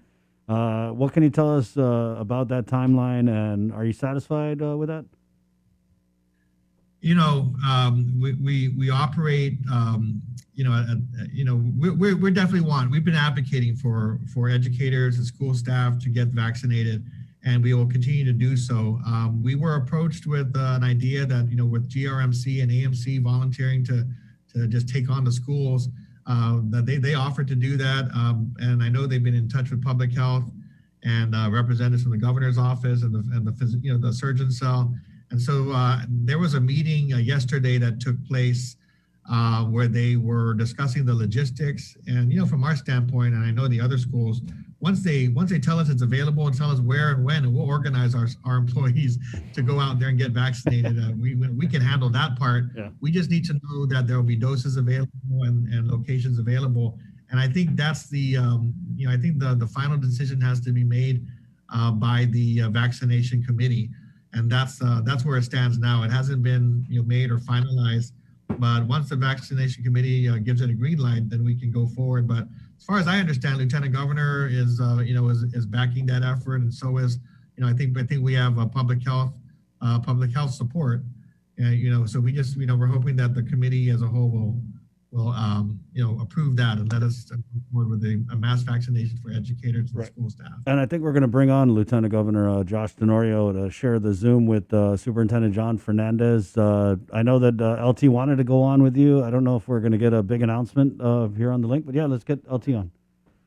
So here in the KUAM News Zoom room, a little side-by-side, we have Lieutenant Governor Josh Tenorio, who, as you guys saw earlier, had wrapped up the COVID-19 memorial with the Lieutenant Governor delivering some very thoughtful and heartfelt remarks. So thank you for joining us, LT. Good morning. Thank you. Good morning. Good morning, John, and good morning, Dr. Juan. I didn't hear anything yet so far, so how long have you been on? It's been on for a bit, but we kind of touched a little bit on the education stabilization funds. I don't know if you had some additional info about that. Yeah, so we're still getting the rules on this, and we're kind of surprised that Department of Interior is coordinating a briefing the first week of March on the rules for this big pot. But in my conversation with the superintendent, really we're interested in trying to make sure that we plan for the use of the funds in collaboration and complementary to how the superintendent is going to address school safety. This is the primary reason that these funds exist. And of course, as they relate to the private and charter schools and understanding what the needs are. So I know that Department of Education, as state education agency, will be convening sort of a consultation meeting with the school leaders, and we'll be a part of that. But some of the things that come into mind for me are the areas of the healthcare response, making sure that we have adequate resources, facilities on all school campuses to support the situation, the pandemic. we have a whole lot of time that we have to catch up with the amount of time that has been lost in instructional days with students. So, trying to figure out options for credit recovery or additional learning through the summer. What kind of assistance can we give to the families? That we're in the beginning part, I guess, late beginning part of a solicitation to stabilize and provide online resources to homes. I think that certainly is going to be expanded. And then staffing these community learning centers that we're developing. In the beginning part, we're pushing open resource centers under youth affairs and libraries to try and have additional locations for students, all ages, to come in and utilize the services. I think that expanding that into the community centers, I need to engage and speak with the Mayor's Council a bit more. We had, before this big funding opportunity came in, we talked about dual use of those centers that we have. If and when we get all the Manumco vaccinated and when vaccinated Manumco are able to return for day programming, I could imagine that a portion of that day in those facilities could be used for student support services. So I think that trying to understand what the schools need and getting the aid that we have, and also hoping that that some of the investments we're making can be longer term, meaning that if you see the national and international news, we have this pandemic. By the way, there's bubonic plague that is now in China. I mean, there's all sorts of problems, right? So what is the level of support we can have to stabilize? Because these students have lost a lot of time and it's not going to be recovered overnight. This is the impact of the loss in instructional time is going to be felt for years. And so I think we want to be very helpful trying to recover some time for the students and give them additional options. And let's face it, we have a large, especially in the public school system, right? We have a large number of our children live in poverty. They're living in multi-generational homes. They don't have their own room to do class. They don't have their own device. And this assistance, I think, in coordination closely with Department of Education is going to allow us to try and address that. And it's not going to happen overnight because of the method in which we have to procure, but we also need to do some planning and make sure that we're making the right decisions. We have a little time, but so much time has passed that we need to make up for. You threw me at the bubonic plague thing. Lieutenant Governor. No, it is.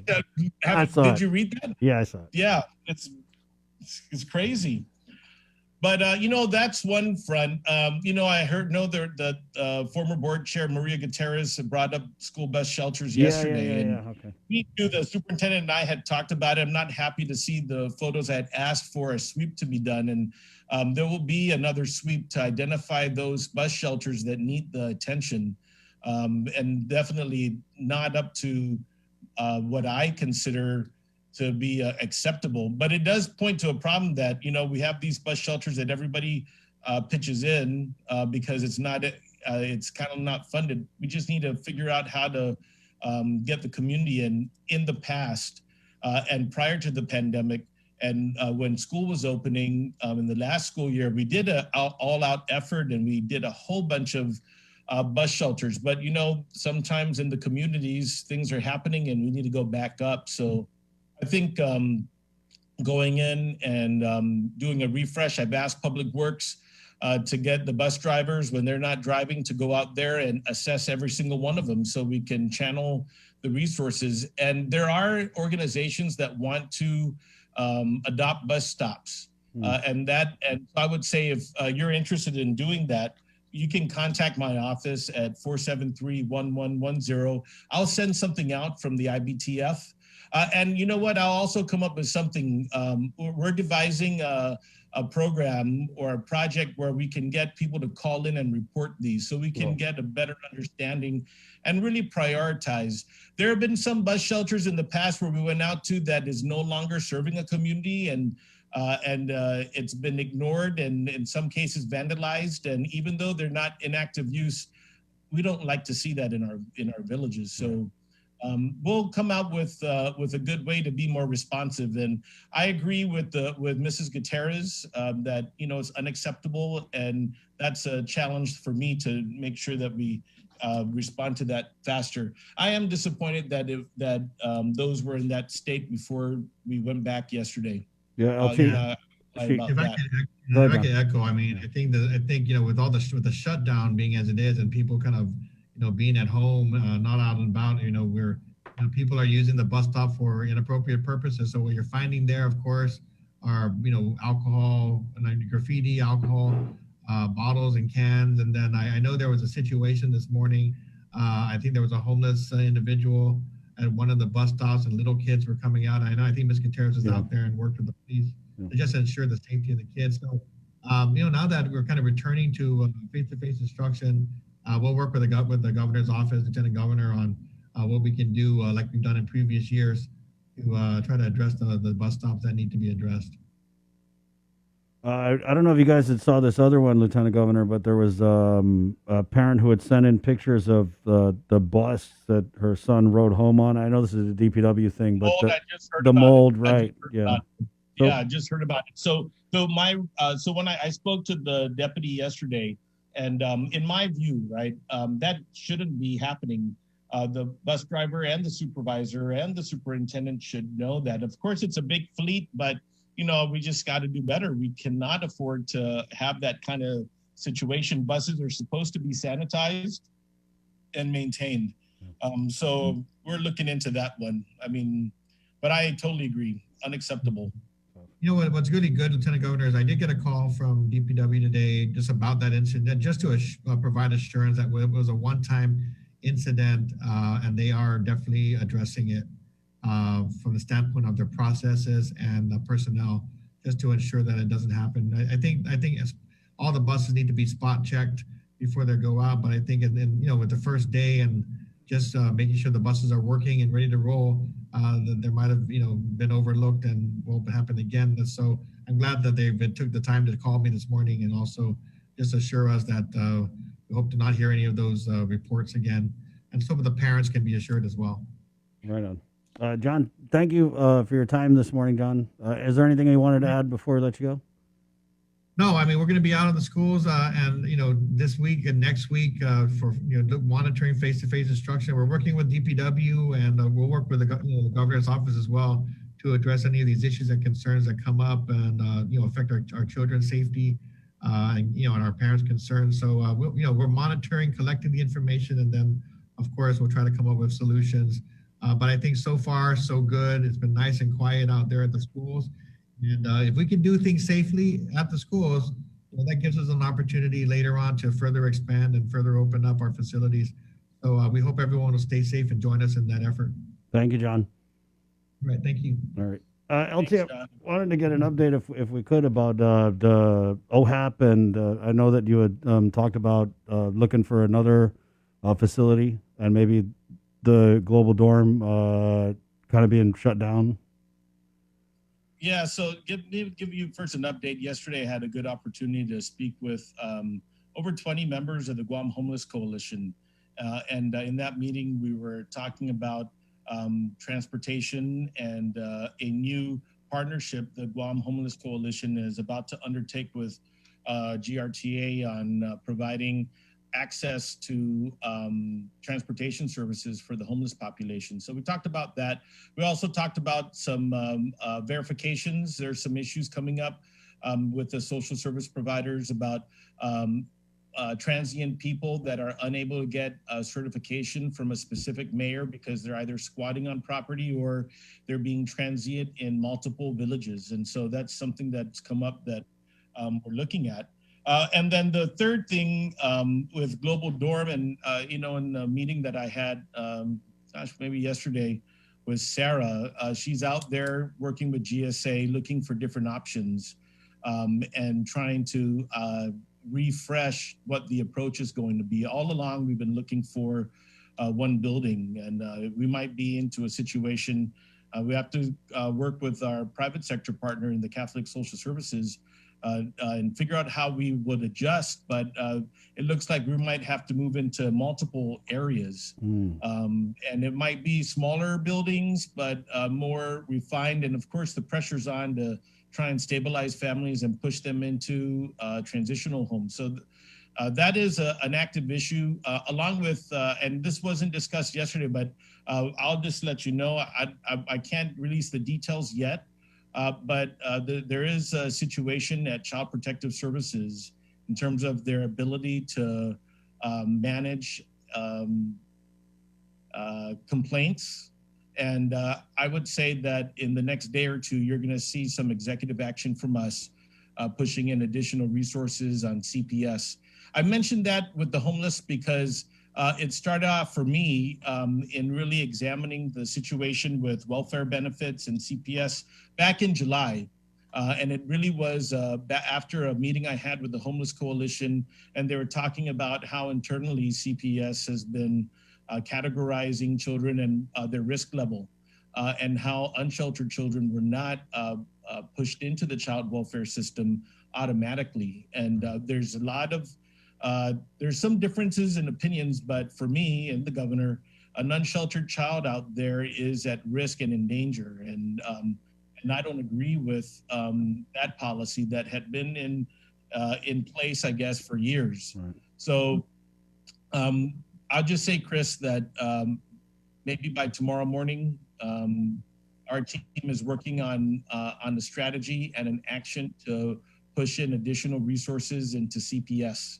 And I feel that that's going to be a critical thing, especially with the kids returning to school. Right. Most CPS cases, or maybe I shouldn't say most, but a large number are referrals from teachers, right? And from schools.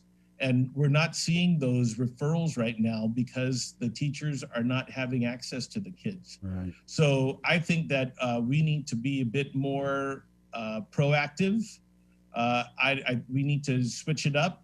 We need to be in a position where we are responding very fast to complaints and incidents of child abuse. It's got to be it's got to be a balancing act, though. I'm pretty sure, Lieutenant Governor, because you don't want to just tear these kids away from their family because their families become homeless. So I don't know, what are some of the options? Obviously, you would want to house the whole family, right? So for sure, one option, right, for us has been sheltering the families. That's why sheltering families has been a priority. And when there are parents that are that have fallen down on their luck and have no options, our first response will be to make sure they provide the safety for their kids. If parents are exposing their kids to sex offenders, to dangerous people out there, then that's a different story. And that's where we have to go in and put the interests of the kids up. In examining the CPS issue and just understanding more of the length of time it's been taking for adoptions to be approved, the financial disincentives for foster parents to actually adopt children because they lose support. Those are all things I think in policy that we have to look at. And I started dialoguing with Speaker Chalahi and Senator Shelton last week about the situation at CPS, and I guess I'll leave the details to when they're finally hashed out. But I'll just tell you that CPS is one area that requires our time and attention and additional resources. And we're developing a strategy right now to get that done and to bring them up. I believe that they are delayed in their work investigating, doing home visitations, all the areas that are critical to make sure that children are safeguarded. And so that's where you're going to see, I think, some action from us. Right. That's definitely good news. LT, I just got to ask you for a comment on this Frankie Rosalind hired at the port. If you could, I know you follow the news. It's kind of snowballed a lot since last week. So just, I guess, officially for the record, what would your comment be on that? So I hope you can give me a few minutes on this one. Please. This actually is my first opportunity to really I'm glad it's not really a news interview, because this interview gives me an opportunity to maybe say things that I've been wanting to talk about, and maybe this is the right opportunity. First off, I did not have a role in the hiring. And if you know our family, I've never even had a conversation with Frankie about his case. The only things I've ever talked to him about is expressing, some sorrow for what it's done to the family, and then relief when it was done. But Frankie's case, he was convicted of misdemeanor official misconduct. And the bottom line for his crime was he received a text message from a phone from an inmate. He did not respond to the text message, but he did not also report it, which was a violation of his duty as a corrections officer. And he's paid the price for it. But in connection with that, then there was my sister's arrest. And as you might recall, my sister was arrested the day before we filed for office in 2017. And only now details are coming out on that arrest. I've met with federal authorities last year about this and the details, informing me about the details. And I'm happy at least that Johnny Rosario over at Candid News, who is the complainant. I'm not sure if you know this, Chris, but Johnny Rosario was the complainant on my sister's case. She was the victim. And only recently has she revealed the facts about that statement, where she was taken by the principal investigating officer that was doing this, was in a romantic relationship with my sister before, surely conflicted from being in this case. The former chief of police was involved in the interrogation of Ms. Rosario. And Ms. Rosario has admitted to the public and now admitting to us all the details that prompted her to make that charge against my sister. My sister ended up having to plead to not even a misdemeanor. The case was so terrible, they did a citation. But the way that prosecutors charge cases, they're looking for wins. It's all about numbers. And I'll leave it for both Frankie's attorney, Tony Perez, and Charissa's attorney, Jackie, to get into the details. But the result of the arrest for her, my sister had a miscarriage, twins. She didn't even know she was pregnant when she was held in there at DOC. Held longer than most people, and everybody in the justice system knows she was there before the 48, but she's basically spent almost 3 nights in there for that. I mean, it has resulted in the destruction of her character, of her reputation. Same thing with Frankie. So with Frankie, he didn't talk to me about applying for a job. I didn't even know he applied for a job until he already had an interview. And at that point, I took myself for sure out of that. And he's going to have to go and compete in the merit system and figure that out. So, when the senators are talking about official misconduct, obviously he played by the rules. There's no rule that barred him. I'm not interested, and to be honest with you, I don't really want any of my personal family members or their relatives to work in the government because of this attention that they get. But I can't control that. And he went and got his job fair and square. And he's trying to rebuild his life for his 7 children. So I'll just tell you this. The operatives that were involved in in the fabrication of the company's records, it's all going to end up coming up. With the federal authorities' help or without, it always will come out. Everybody, we're all adults, we'll have to stand on our own. And of course, it doesn't reflect well on me. I'm always going to get it. Yeah. But that's the facts, and that's how I see it. And I just want to tell the operatives out there, whatever you did out there, it's going to come out, and you're going to be held accountable. LT, sorry to. Yeah, no. I'm glad. I just want to let you know I'm not an operative in any way. I'm just, But even some of the, the media attacks, right? I mean, on her, she gets vilified, unfortunately by the station, by the Post. Yet, members of the corporate family ask her for things. The owners of the Post try and get her to advocate for things, yet they vilify her. So. It's just one of those things where today was the day, I guess, that I want to be able to let loose and tell you what I think. I usually am very reserved. You know this. I'm usually very conservative. But you know what? When I see something like this and the amount of attention and the amount of attacks, then, I'm going to speak up. And in the end, no matter what, the people of Guam will have to take a look. Some people don't care. Some people care. no matter what, the judgment day for me will be on my reelection, and they'll decide whether or not they like my kind of government, my personality, my character, and whether or not all these other things that are out there would be on their side to get me out. So, and that's what I have to say. Let me just ask on. I would rather have said this at happy hour Yeah, privately, but I think you just say it publicly, and people know you've addressed it, and it kind of, in a way, it puts it to bed. You've always been smart that way. LT, but let me just ask you on its face, right? Let's take out your sister, your relationship, just on its face, hiring those who have been convicted of official misconduct back into the government of Guam. I mean, you have to agree it doesn't really hold up. So where do you stand on that? Because I understand there's two sides, right? People have paid their debt to society. I get that part of it. But then there's also, we live in this environment where, I mean, there's corruption out there. And I feel like we kind of need to send a stronger statement. So just, I guess, on its face, what do you make Well, of I that? guess on its face, for people charged with official misconduct, I guess it will be the policy of the legislature.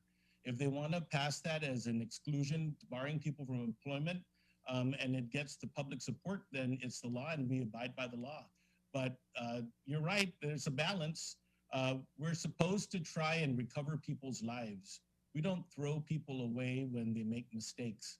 Now, whether or not they should be entitled to apply for a government job, being a public servant, surely that is something that the policymakers will have to determine. Should it have been done? Right now, he followed the rules and he got selected by a classified panel, then yes. But, there should be scrutiny across the board. I mean, I think the sponsor of the legislation hired felons during her time. So is it okay for people to have certain felony convictions to be hired and people with the misdemeanor conviction not? Those are all different kinds of things.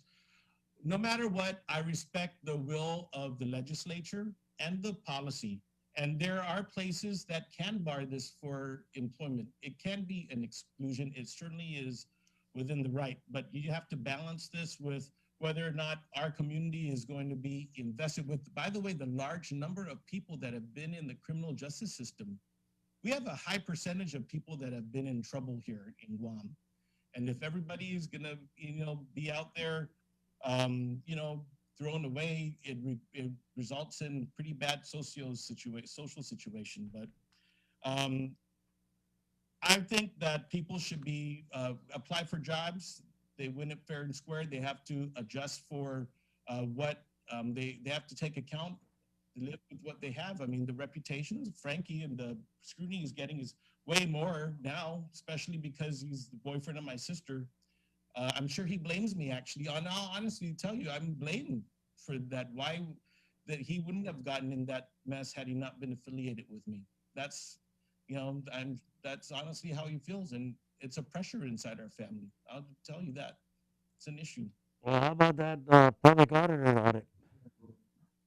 Oh, with the double pay and the differential pay? If we could just get you on By that. the way, Yeah. I'll just say this. That's my uncle, right? So I have to say, BJ does his work no matter who is in office. He doesn't, in fact, if you're related to him, he puts more scrutiny on you because he expects more. I just want to say that as an aside because he's the auditor. But with regards to the pay, clearly the differential pay was developed, or that specialty pay was developed because of the risk that people were taking to go to work at that period of time at the early part.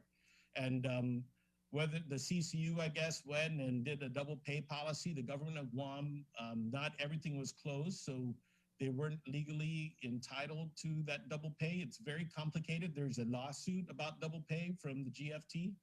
But I would say, for me, I mean, they asked me, I didn't get differential pay. I'm very clear that both the governor and my pay are set by statute. No matter what, if we're in a pandemic or not, we're always going to be paid the same. That's about it. Right. Okay, LT. Well, I appreciate. All right, I got to run to Anderson. I know, I got you. Okay, I appreciate your candor. Okay, all right, see you, Lieutenant Governor Josh Tenorio there in the KUAM News Zoom room. at 9:28. It's Wednesday, Jason. Yep. Okay. We can do Cover Me real quick. All right, we're gonna do Cover Me. We've actually got Also, and I have to change the battery on the microphone. what's really going on here. Okay, this is brought to you by Burger King. It's back at BK Chicken Fries Friday. I love BK Chicken Fries. So this is this morning's episode of Cover Me. It's Let Me Be the One by Jimmy Bondoc.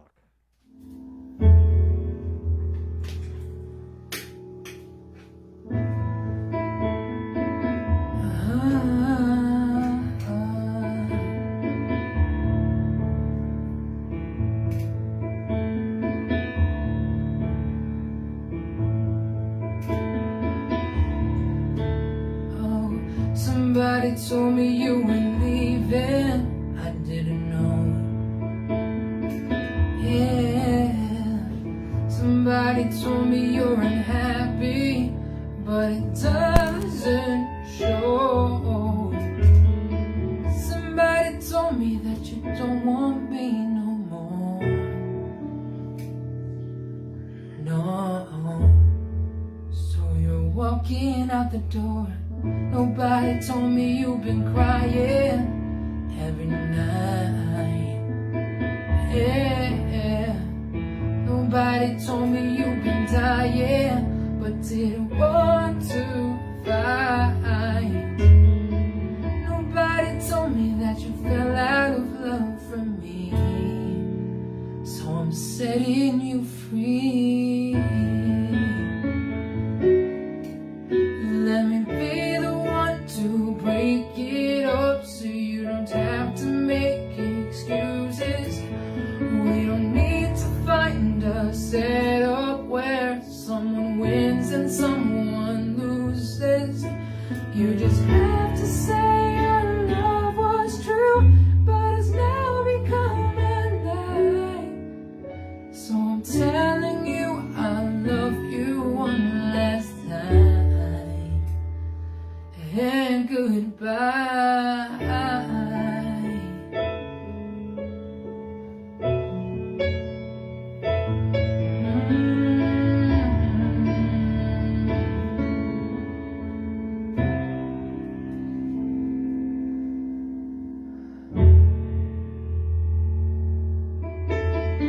Somebody told me you still love me. I don't know why. Yeah, nobody told me that you only needed time to fly. Somebody told me that you want to come back when our love is real again. Let me be the one to break it up so you don't have to make excuses. We don't need to find a setup where someone wins and someone loses. We just have to say our love was true, but it's now become a lie. So I'm telling you I love you one last time.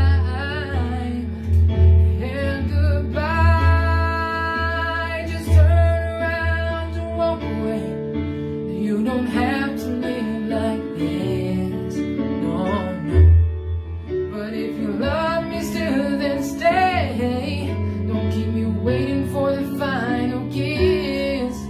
We can work together through this test, or we can work it through apart. I just need to get this off my chest, that you'll always have my heart. Let me be the one. Let me be the one to break it up so you don't have to make excuses.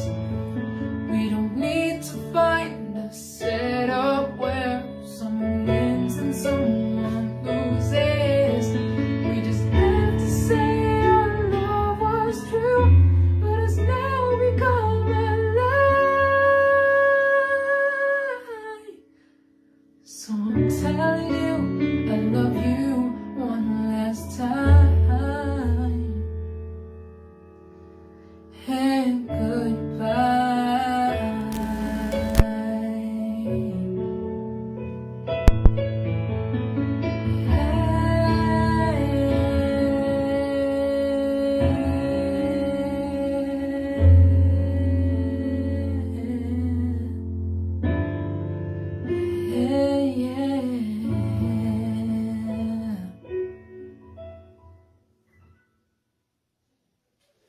GU Self Storage, conveniently located near the Harmon McDonald's. We offer affordable rates, online payments, and auto bill pay for your convenience. Plus gate access daily from 6 a.m. to 9 p.m. Call us today at 648-7867 for more information.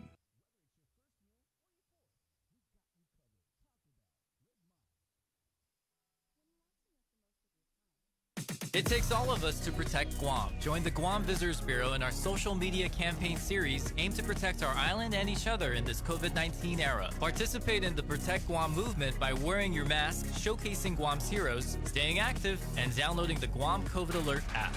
Post and share your content with us. Use the hashtag ProtectGuam, and you could win $100. It's that simple. Check out visitguam.com for details. Let's reclaim our lives, our economy, and our tourism industry. GU Self Storage, conveniently located near the Harmon McDonald's. We offer affordable rates, online payments, and auto bill pay for your convenience. Plus gate access daily from 6 a.m. to 9 p.m. Call us today at 648-7867 for more information.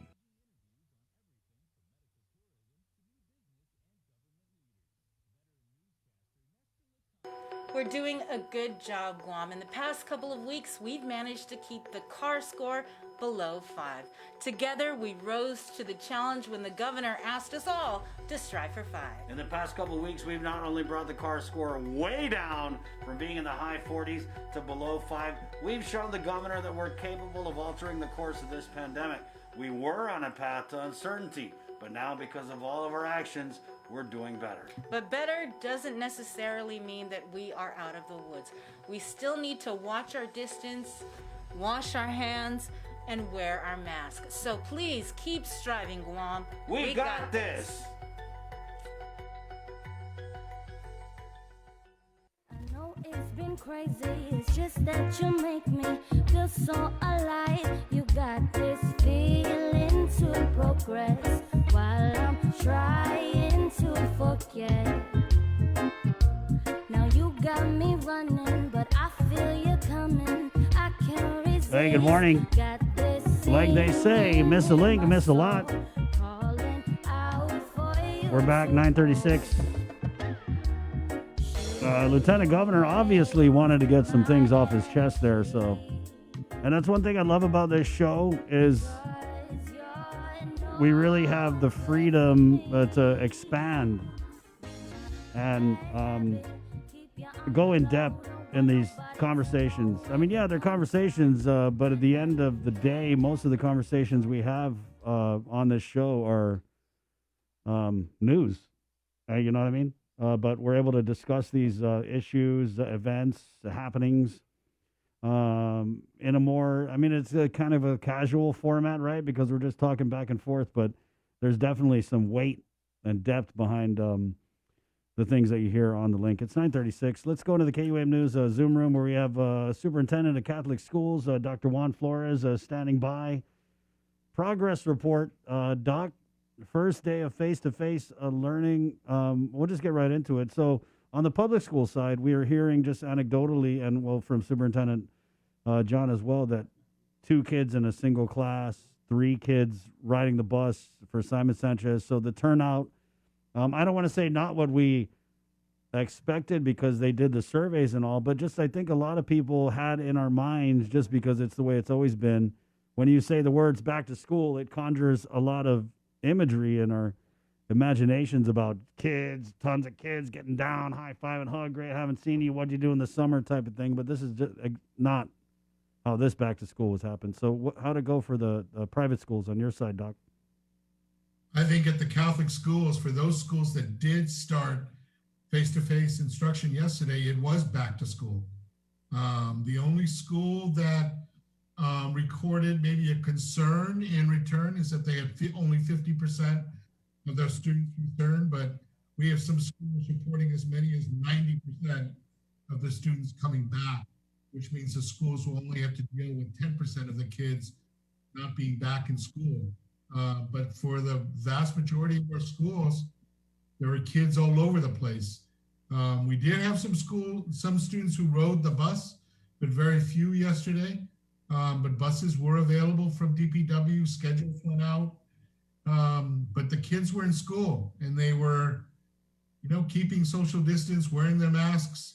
The one thing about the Catholic schools is we can't wait or hope for things to happen. We've got to go out and make it happen.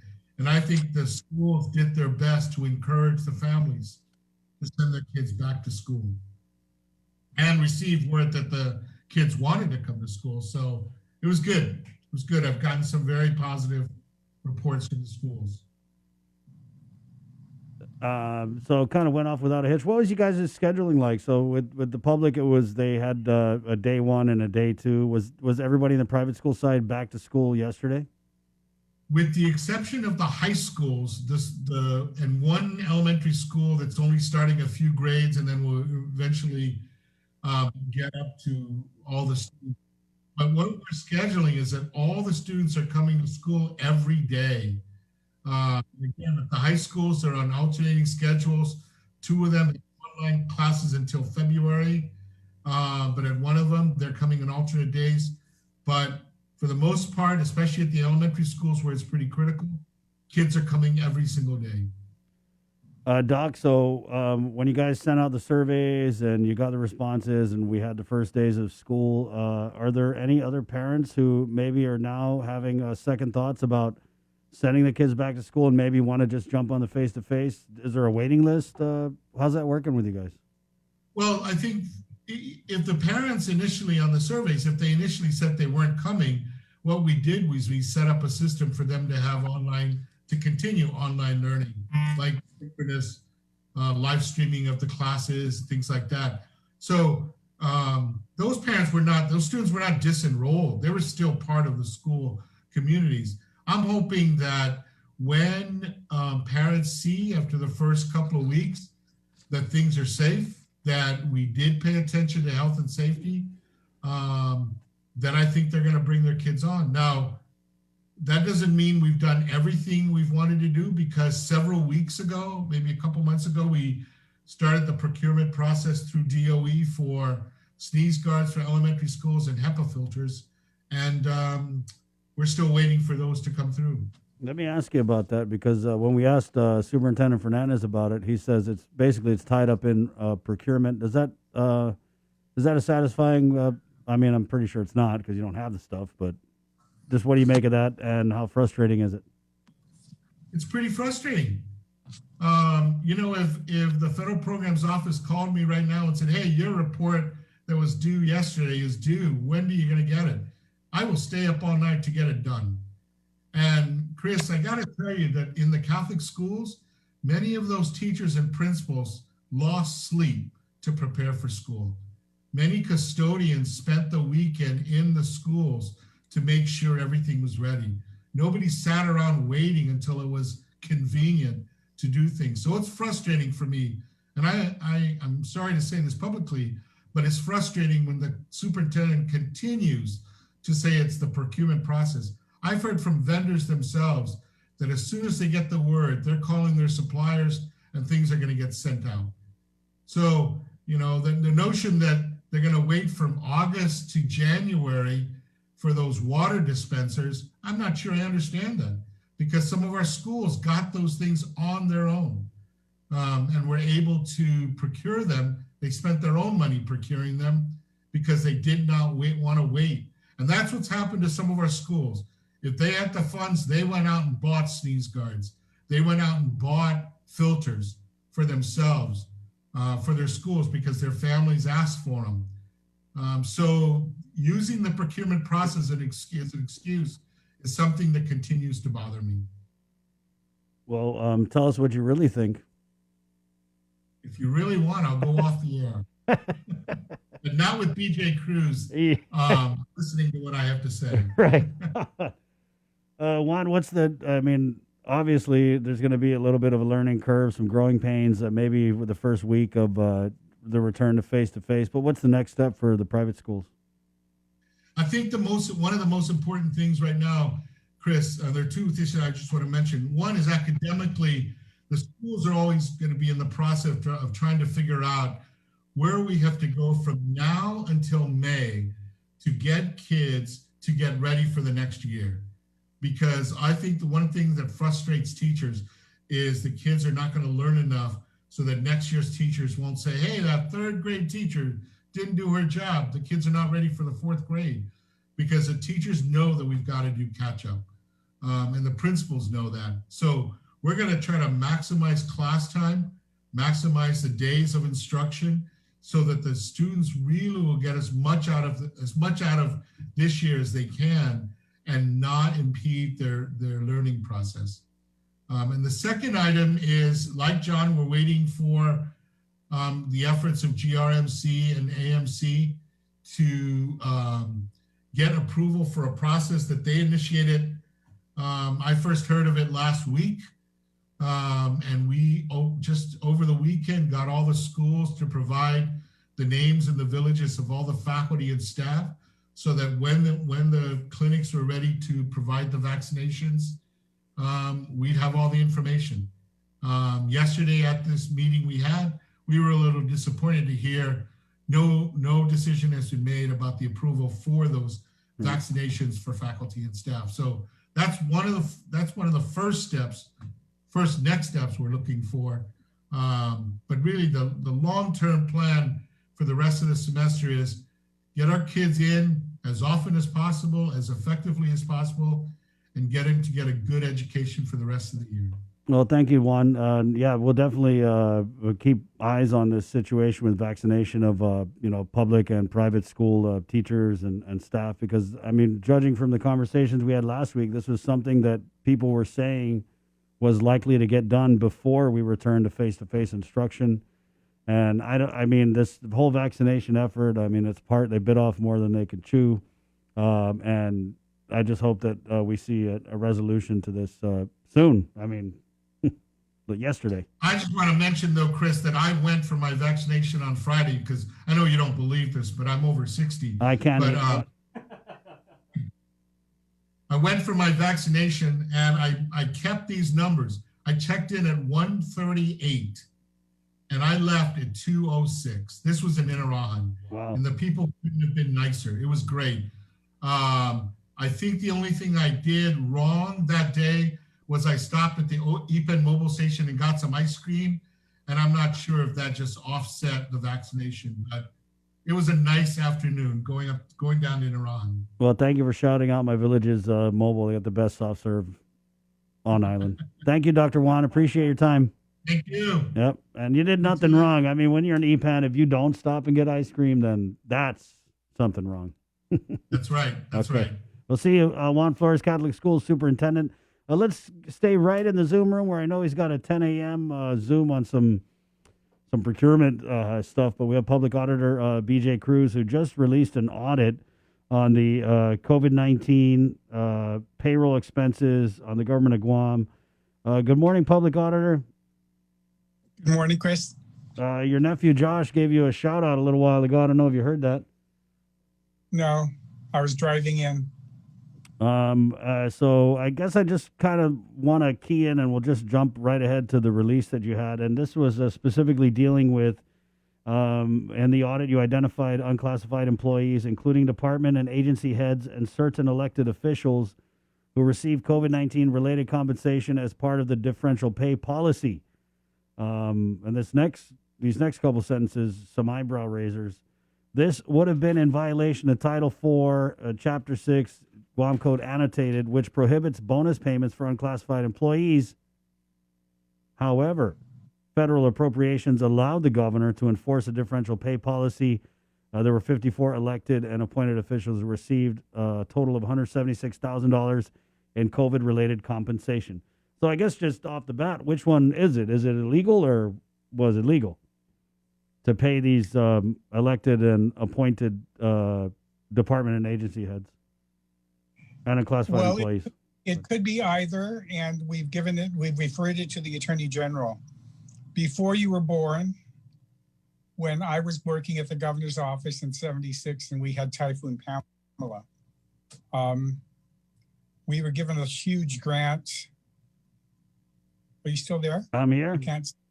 Yeah, okay. We were given a huge grant to assist the people after Typhoon Pamela. And Doris Flores Brooks was the BBMR director at the time, and one of the employees in, I think it was Department of Labor, sued because they felt that their compensation should have followed a different rule as opposed to local legislation. And it was taken up to the District Court of Guam in the Wong versus Kamina case. And the decision at that time in 77, 78, was that if there is a federal grant to the governor that does not go into the legislature for an appropriation, that the governor can direct its expenditure by executive order. And this was CARES fund that was given directly to the governor's office, 118 million. And it was their determination of the governor's office to pay it out under this differential pay executive order. And so there's the law here and the executive order, and we just pointed out and we're referring it to the Attorney General. And I believe, I mean, it was pretty deep in the report, but did you get any kind of inclination one way or another what the Attorney General planned to do? Because I saw that he actually paid a couple of his employees the COVID differential pay. So, yeah, no, they were working during that period and did get compensation for whatever reason, I don't know, but they got differential pay, and so it'll be up to them to make the legal opinion on whether or not this was or wasn't, and it may take a lawsuit again to bring it to the 21st century. But I'm just kind of assuming if the AG paid a few of his employees this COVID differential pay, that would mean he probably supports the idea of it, maybe. Or do you think it's apples and oranges with the unclassified and elected? Well, he will have to make that determination. I don't want to speak for him. We just pointed it out in our audit, and we're leaving it to him and courts to make the final determination as to how it's going to be treated in 2021. Well, let me just ask you to speak for you, and let me just say, was this justified in your opinion? Did these unclassified directors, deputy directors for the most part, political hires, did they deserve to get paid that COVID-19 differential pay? As I understand it, there was a cabinet meeting and there was a request for volunteers.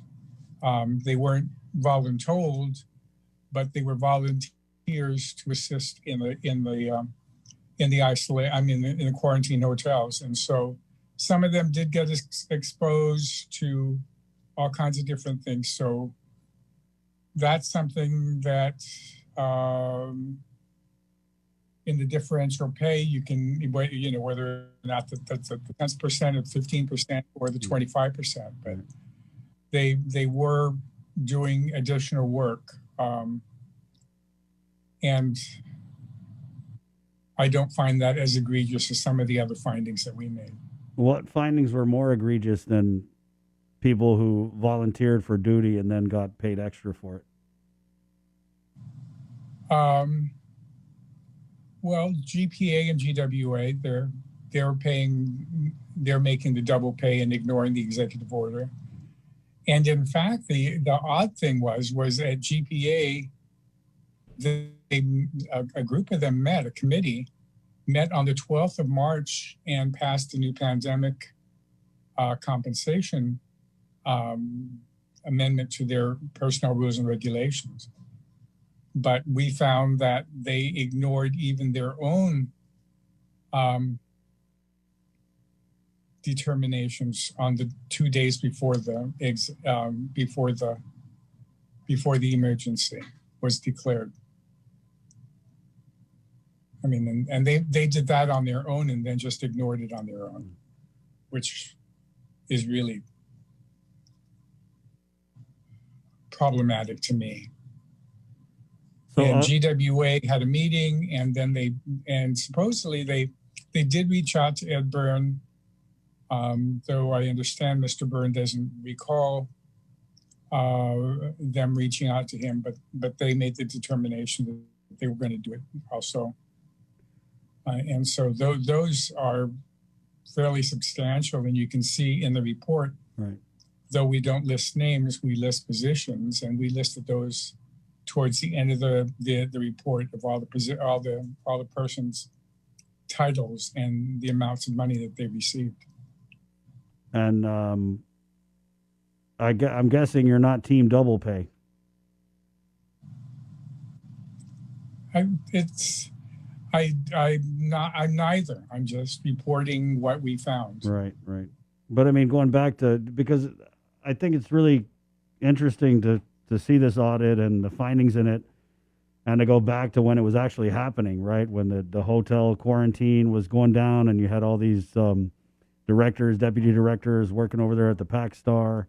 So it's interesting to kind of see this more, because that was an emotionally charged time. People were very, they were pissed about it. You know what I mean? That felt that here we are out of work, and these directors who basically signed up to do whatever the governor says were getting this extra pay. Now that we're kind of removed from that, you're right. It does seem to pale in comparison to what the utilities paid their employees. But what would you say to those people who argue that double pay is the way it's supposed to be? And you know, by law and by personnel rules, it should have been. And but if you're going to have the federal government pay for it, then it would have to comply with the governor's executive order. To GP and GWA's credit, they have not asked for reimbursement from the CARES fund to date. I'm not sure what the governor would do in the event that it was presented to her for reimbursement. But the unfortunate part is that $2.5 million is being paid for by the fees that we pay for our utilities. And the ones that went in maybe deserved it, but the ones that teleworked, I have great questions of that, because I mean, even before the governor announced that doing telework, I had already told my staff we were teleworking. I told them that we were very fortunate to be still employed, and that everything that we were doing was to continue. And that was even before the administration made the announcement. Right. And so I guess on that note, how many people who got the COVID differential pay do you feel didn't deserve it based on the findings? The ones that I have real problems, real heartache with were the ones that teleworked. The ones that actually went in and did additional time, of course. They may have some reason to, or a leg to stand on, but the ones that didn't, I have real problems with. Well, thanks for your time, BJ. I did want to ask you though about, and I know you're following this whole hiring people into the government of Guam when they've been convicted of official misconduct as a misdemeanor. Just on its face, do you think that we should hire people back into the government of Guam if they've been convicted of official misdemeanor as government employees?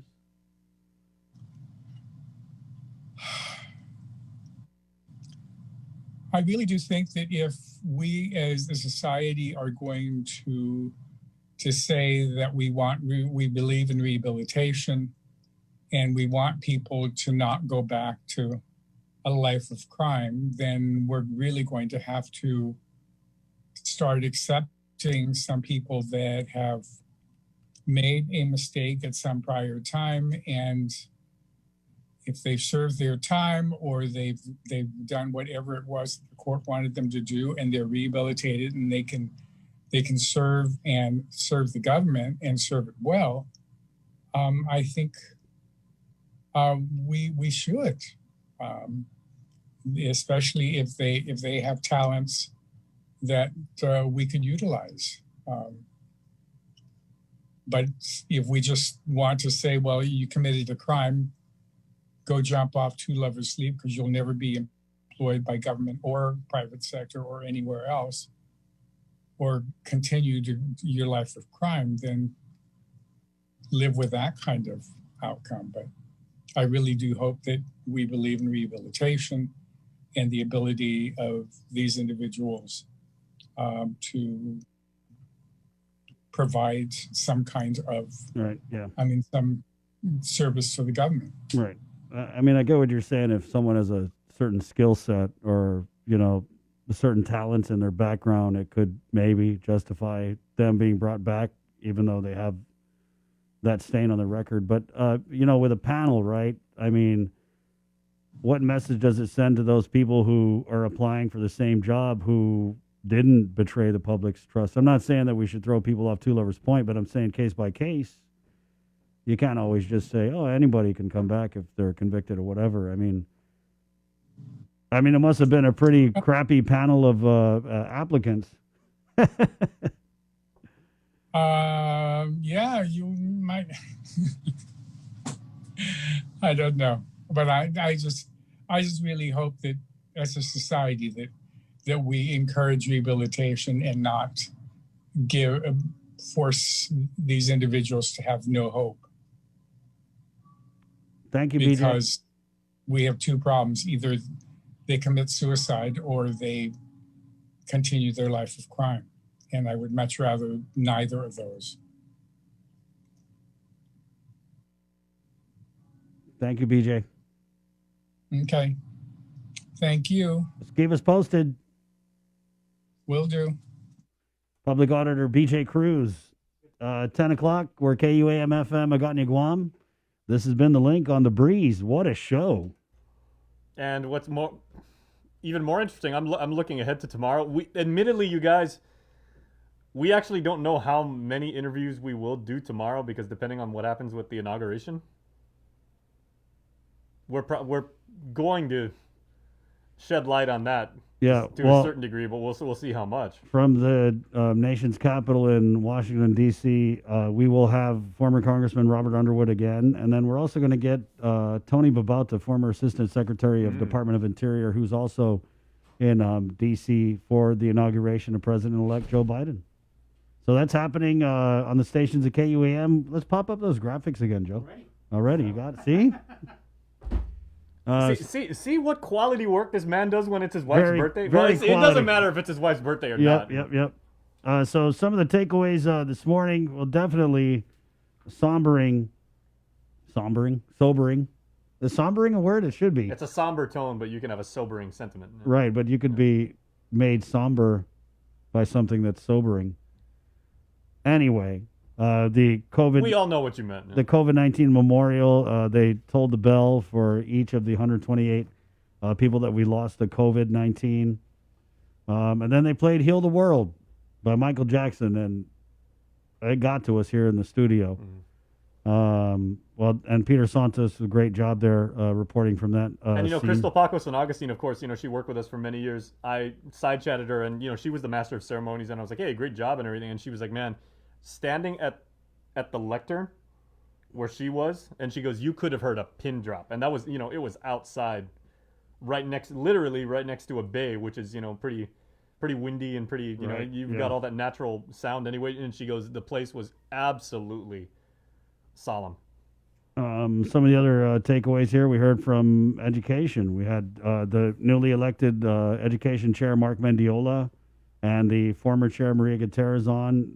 One of the things that we broke here on The Link was the state of the bus stops on Island. Yesterday we had Mrs. G come on and call out everybody from DPW to the Lieutenant Governor's Island-wide Beautification Task Force. And as we speak, I think she said she's making her rounds again, trying to hold them accountable to the work that they said they did, right? And so Lieutenant Governor Josh did say that he was very disappointed with the condition of the bus stops, and he has ordered the IBTF to do a sweep of the island and the bus stops in it and on it. And we also heard from Superintendent John Fernandez He says that PPEs, sneeze guards, all these things. So we got this federal funds, and they're supposed to divvy up this equipment with the private schools. He says it's tangled up in procurement. We also heard from Dr. Juan Flores, the Catholic school superintendent, who says it's an excuse. So there definitely was some tension in that interview. And also we were able to ask Lieutenant Governor Josh Tenorio for a comment on the hiring of Frankie Roslin at the port. Of course, Mr. Roslin, convicted of official misconduct as a misdemeanor. And Lieutenant Governor, you know, one thing I will give the guy credit for is, for the most part, if there's a tough question that he's asked, he'll sit in and give an answer. And whether or not you guys choose to agree with that answer, that's a whole other story. But he does stand in and provide an answer. And really, I mean, in our position, that's the most we can ask for. I mean, we could sit there and go back in the interview and kind of pick apart what Lieutenant Governor Josh Tenorio said, which was very interesting. And that'll be up on our KUAM News YouTube page. Jay? Oh, yeah. Give me about a half hour. Oh, and yeah. Joseph and I are going to go jump on that because we know there's going to be a lot of people who want to revisit that interview, you know, probably parse a lot of what the LT said, you know. Yeah. Watch it again, let it kind of sink But in. he was very fired up about it. There may even be a lawyer or two who want to like go through that, interview again, and you know. He talked about just the pressure of everything that's happened with you know, Mr. Roslin's case and Lieutenant Governor's sister. He said it causes tension in the family. So that was kind of an interesting personal perspective. We heard from Senator Joanne Brown, who well, she was Senator Joanne Brown, you know. It didn't really dance around, just kind of got straight to the point, said official misconduct is a misdemeanor. No. She has never been. Thou shall not pass. She has never been one to mince words, Joanne Brown. Yeah. So that was kind of the show today. All right. And all of our interviews, we break them up. We put them on our KUAM News YouTube for you guys to cover. Again, inauguration coverage, we've got you covered with that. We've also got your 6 with our KUAM News primetime broadcast. Joe, sir, good job. Happy birthday to Mrs. Joe, sir. Jason, good job. Always fun, man. It is. And thank you guys for watching. We couldn't have done it without you. For the vacationing Sabrina Salas Matanani. But who are we kidding? She was all in the chat this morning. Yeah. Vacationing. Okay. My name is Chris, and thank you for watching and being with us here on this morning's episode of The Link. Hasta adios. Catch the Barbecue and Beach Patrol every Sunday on